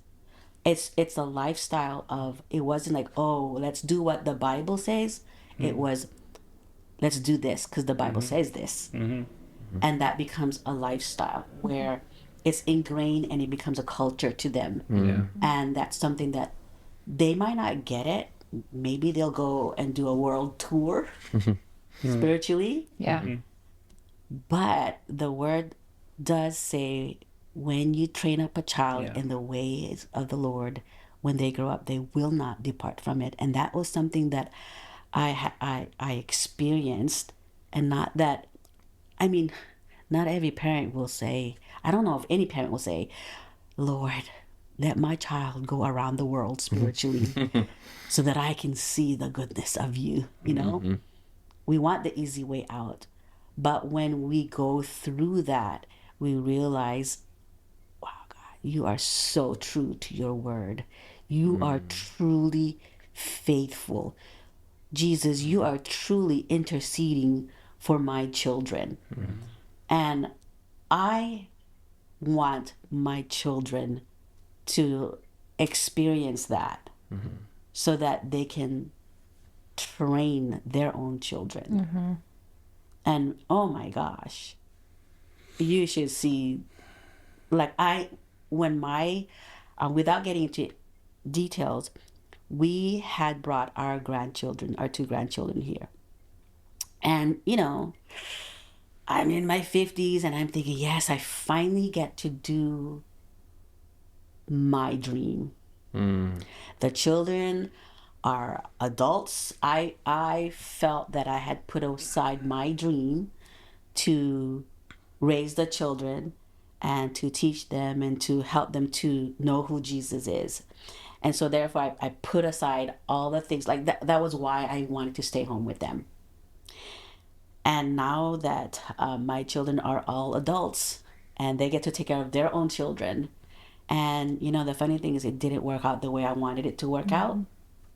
So when we brought our two grandkids here, and they were only 2 and 1 at that time, and a part of me felt like, I thought I could pursue my art right now. But now I have to go back. I felt like it was a setback. But I knew that if we didn't take them, I just knew that they would not know the Lord. And that was like the most important thing for me, that my two precious grandchildren would know the Lord. And you know, I so one of my grandson, the younger one, he's amazing. Like I don't even know how to describe that He's kid. very smart. He's extremely intellectual, but he has such a desire to know who God is. And he'll ask questions like how a 30-year-old would ask question. And the other one would be like, I have a song that God gave me. I want to sing it. You know, everything is God centered.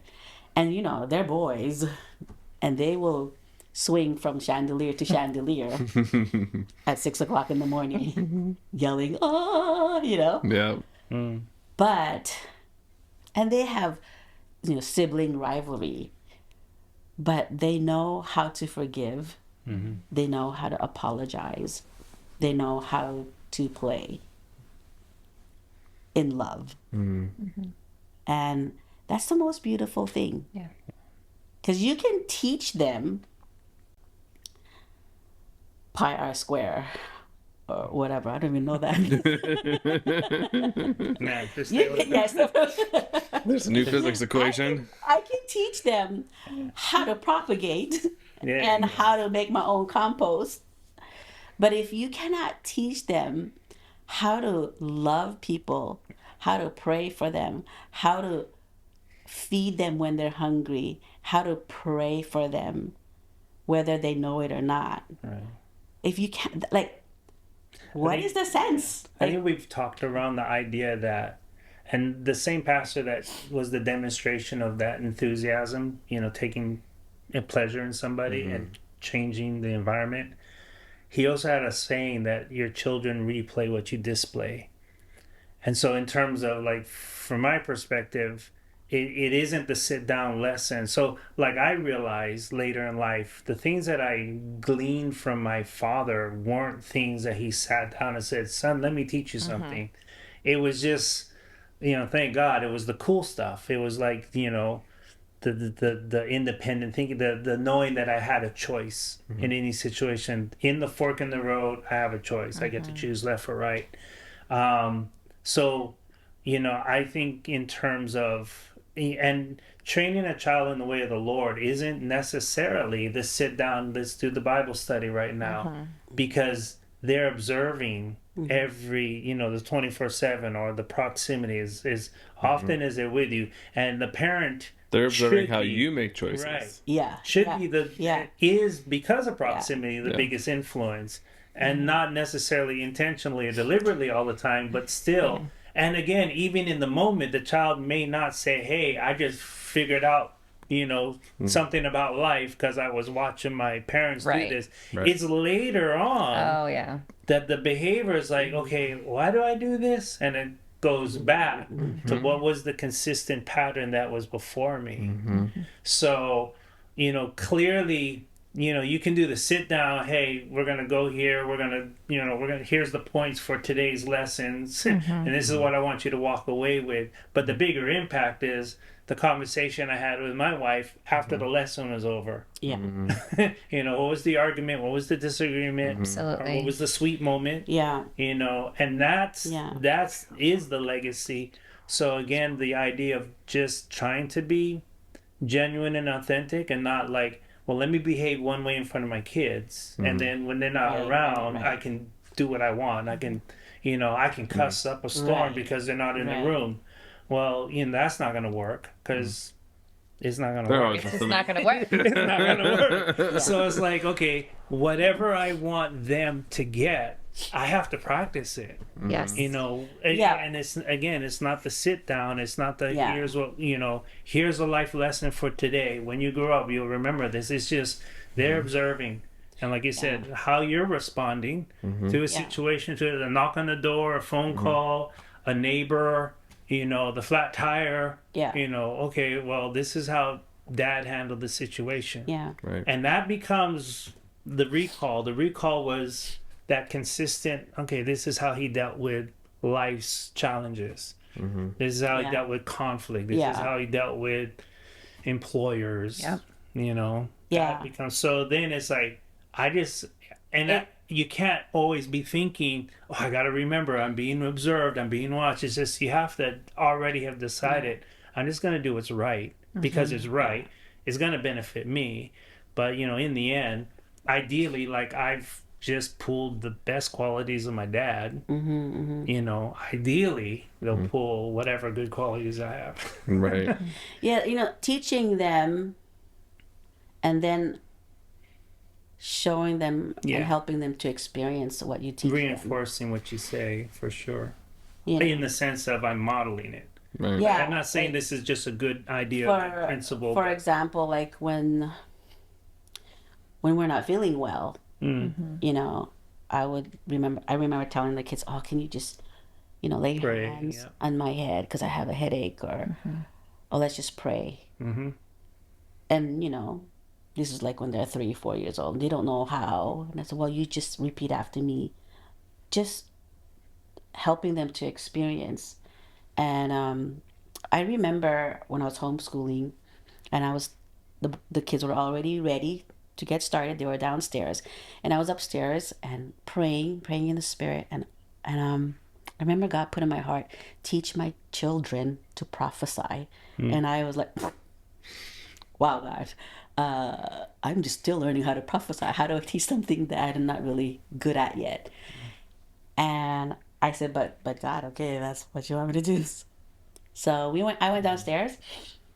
Before we got started, we were praying, and we were praying in the spirit, and we're speaking in tongues. And I said, well, I was upstairs, and I believe that God told me to teach you to prophesy. Gave them a little bit of explanation, and I said, okay, we're gonna pray, and after I stop, if you feel like you have something to say it. And nobody said anything. And I just said, okay, no problem. I didn't make a big deal out of it, And then just before ending that one subject, I said, oh, by the way, sometimes God will speak to you in dreams. So if you have a dream, just let me know. And this is about couple weeks before Christmas. And we haven't gotten a Christmas tree yet, And my oldest son said 2 weeks before Christmas, he says, oh, Mom, by the way, I had a dream. And I said, oh, tell me about your dream. He says, I dreamt that there was this Filipino lady. She gave us a Christmas tree, and it was in the back of her trunk. And I said, oh, well, you know what, Daniel, let's just come in agreement. We agreed that that's going to happen. We held hands, and we agreed, and then he went off playing.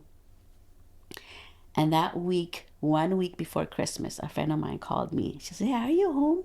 I said, yeah, I'm home. She goes, okay, good, I'm coming by. I said, okay. She goes, are you kids home? I said, yeah. Oh, tell them to come by the car. And I said, okay.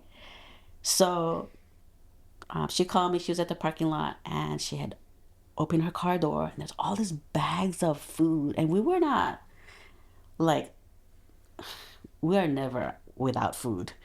But she said, I was at the store, and every aisle I went to, God just says, buy this for Brenda, buy this for Brenda. And it's like boxes and boxes of cereal, which the kids loved.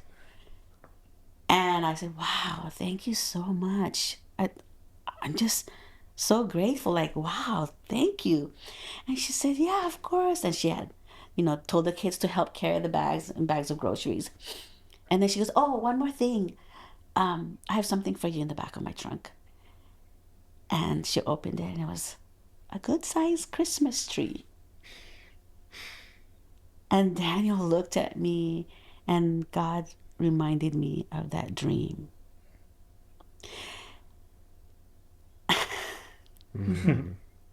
I was blown away, like God speaking to me and telling me, teach my children to prophesy.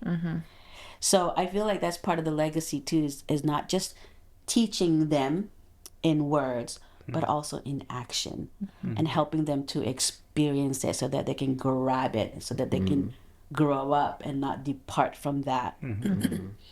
So yeah, and not that they're perfect kids, they're not like calling me and say, "Praise the Lord, Mom, this is the revelation that God gave me." Yeah. You know, Well, but I want to add an encouragement to that is too, like I kind of described the independent phase, but again, I mean I've had to encourage myself because in part of that story, part of our story, there was a season where I felt like wow, I didn't really do a good job. It just didn't work out. This wasn't what I planned, and the whole 9 yards. But an even deeper belief was, but seeds were sown. Yeah. You know what I mean? So the teach them the way they should go might not manifest when when you want it to. Yeah. It might not In be your there. timing. You're right. But as an encouragement to all parents, Absolutely, yes. those seeds, I know that they've been planted. I know there's going to be a harvest. It may not come when we want, but I just hold fast to it's in there. It's gonna come out. And you just have to believe that and know that, and that you were an influence, you made an impact. Absolutely. And if you had a desire, if you had the thought at all, if you prayed at all to say, I want to make that a positive, I want them to know God, I want them to trust God, I want them to lean on God, and they go completely left. But you, at some point, at any time during their, rearing them, you said, this is what I want, I'm going to tell them, I'm going to reinforce it, I'm going to demonstrate it. And it feels like, oh my gosh, they're so far. They're so far from that, but God is faithful. Yeah.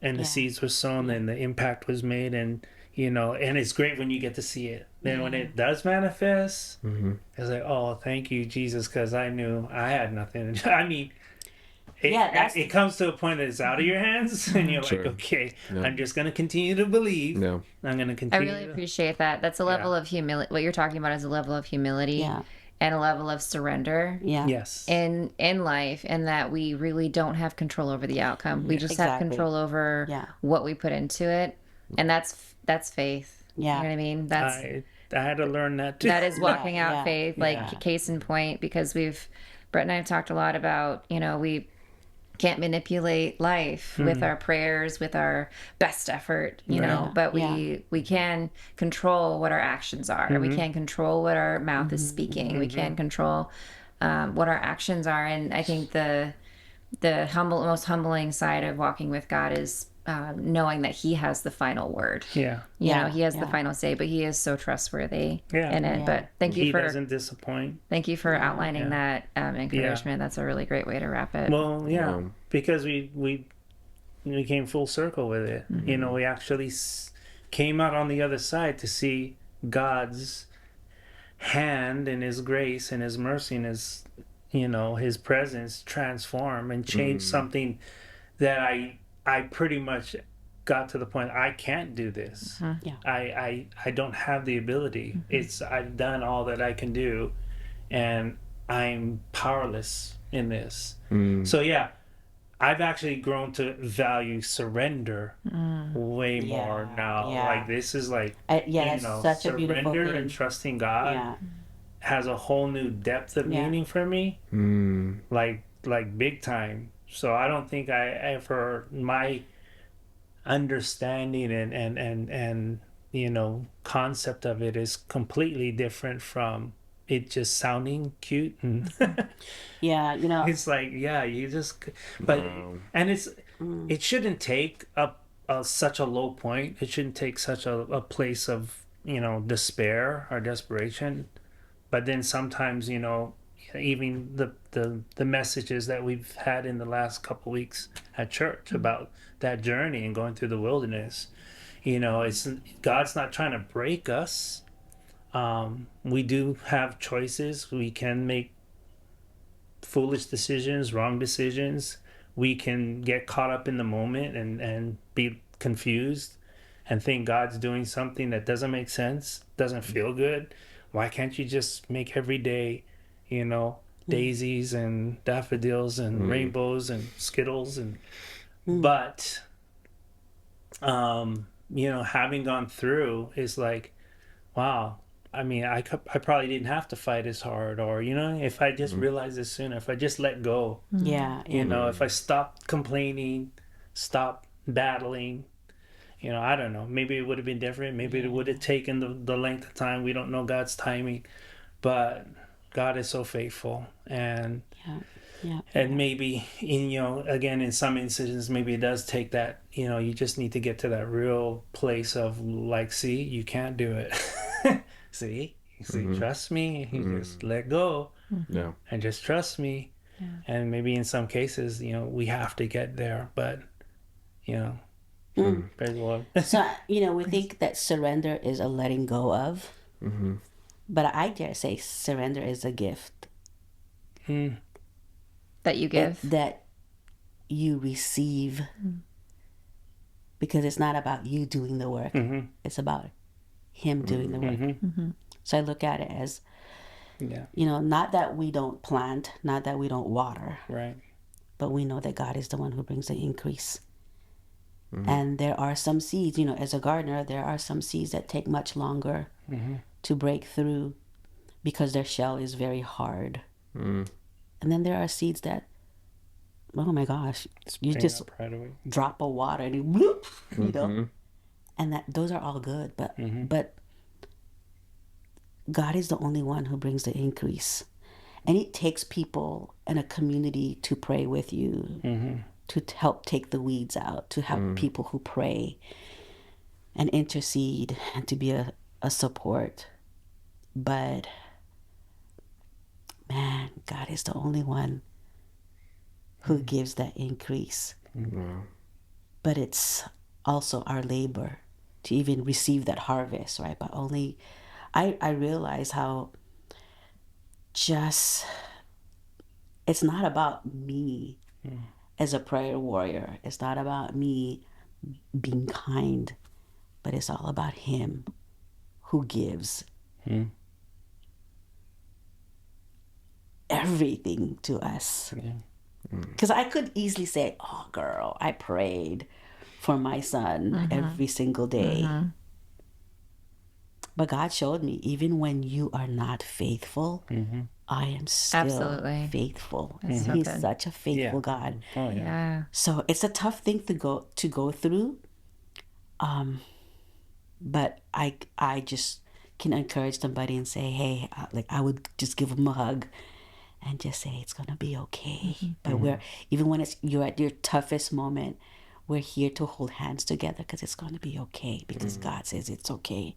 Like it's not up to us to make it become okay. It's already okay. And yeah, I think it's like you talked about in the very beginning when we talked about the marriage and the relationship. The yielding isn't a giving up or giving in or you know, it's not a defeated thing. And you know, I actually like even the gift recently. The Lord's just been ministered to me that the idea is every gift that is from God isn't necessarily even for me.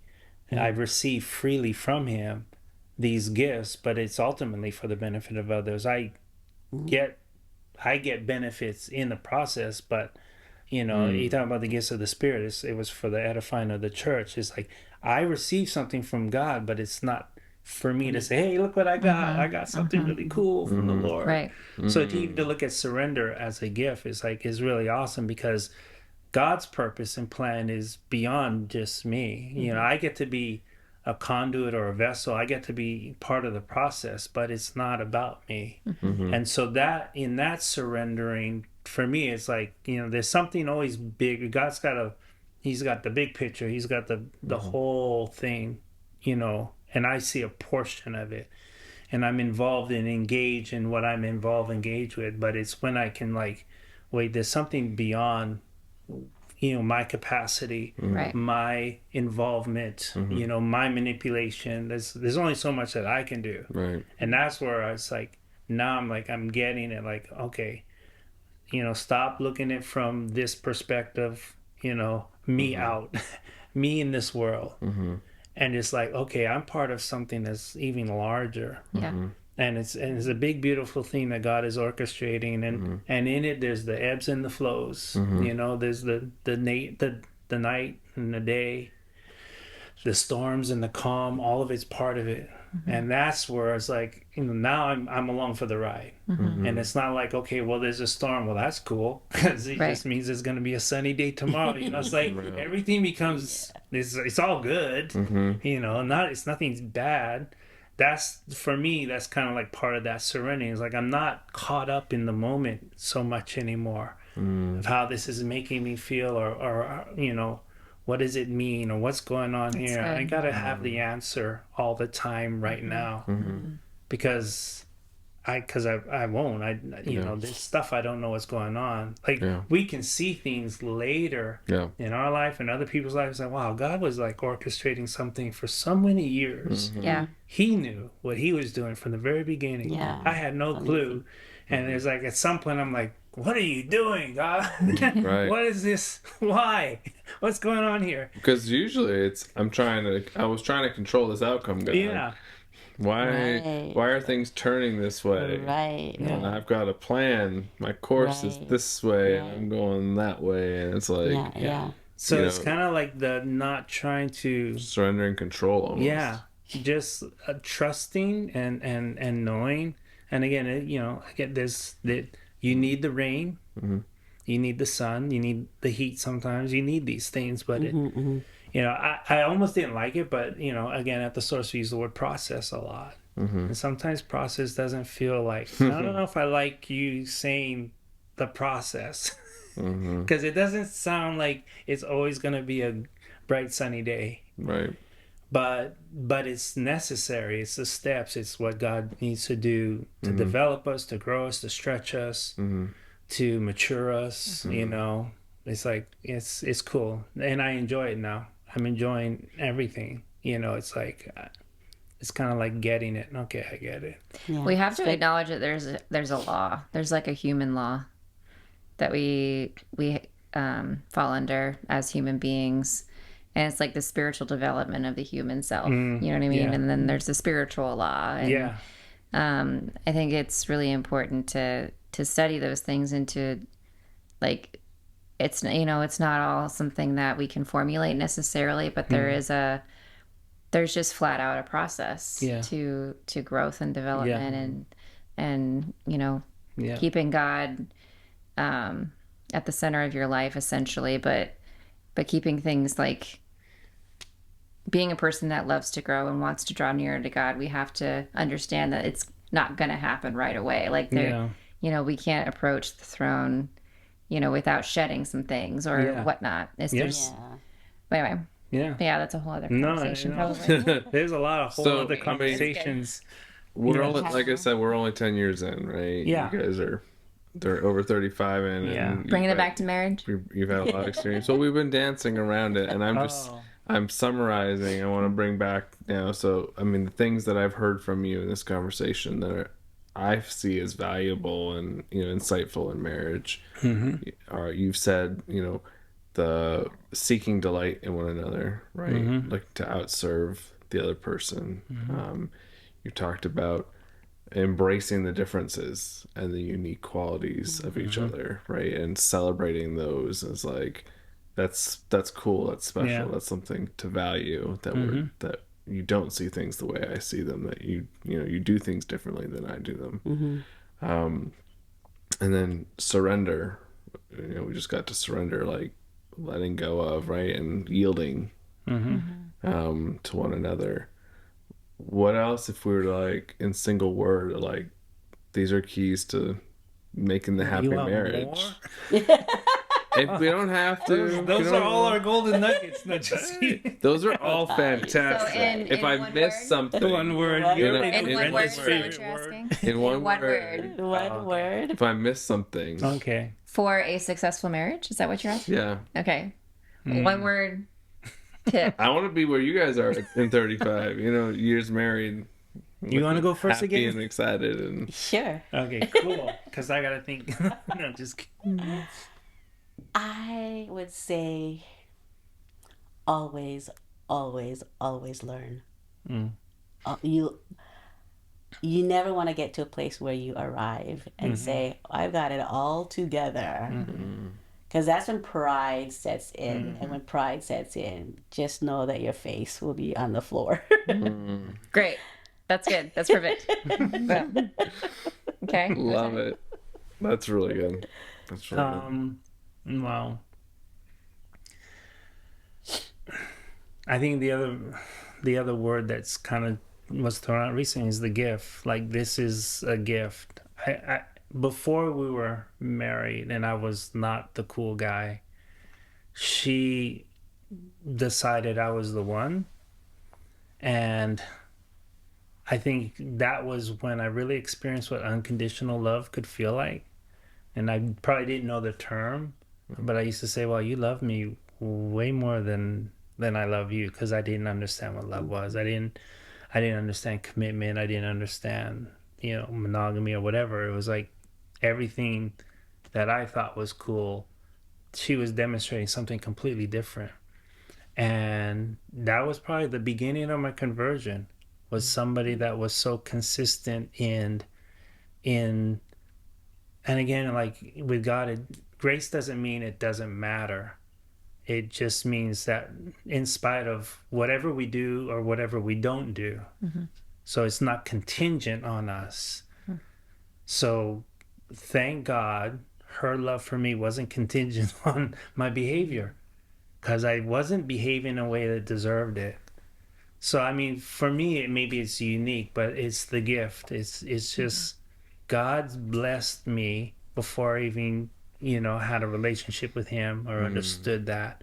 But I saw something that again probably was the beginning of, okay, I'm getting glimpses of something that's awesome and wonderful and bigger than me, and it was being demonstrated in her. And not that that was her intent. She wasn't trying to be like God, but she was being like God in that the grace was, it didn't, regardless of what I did or what I wasn't doing, there was a consistency there. And so I think just appreciating the gift that God's given me, just like, wow, I don't have to say I didn't deserve it, because I didn't, but we're past that.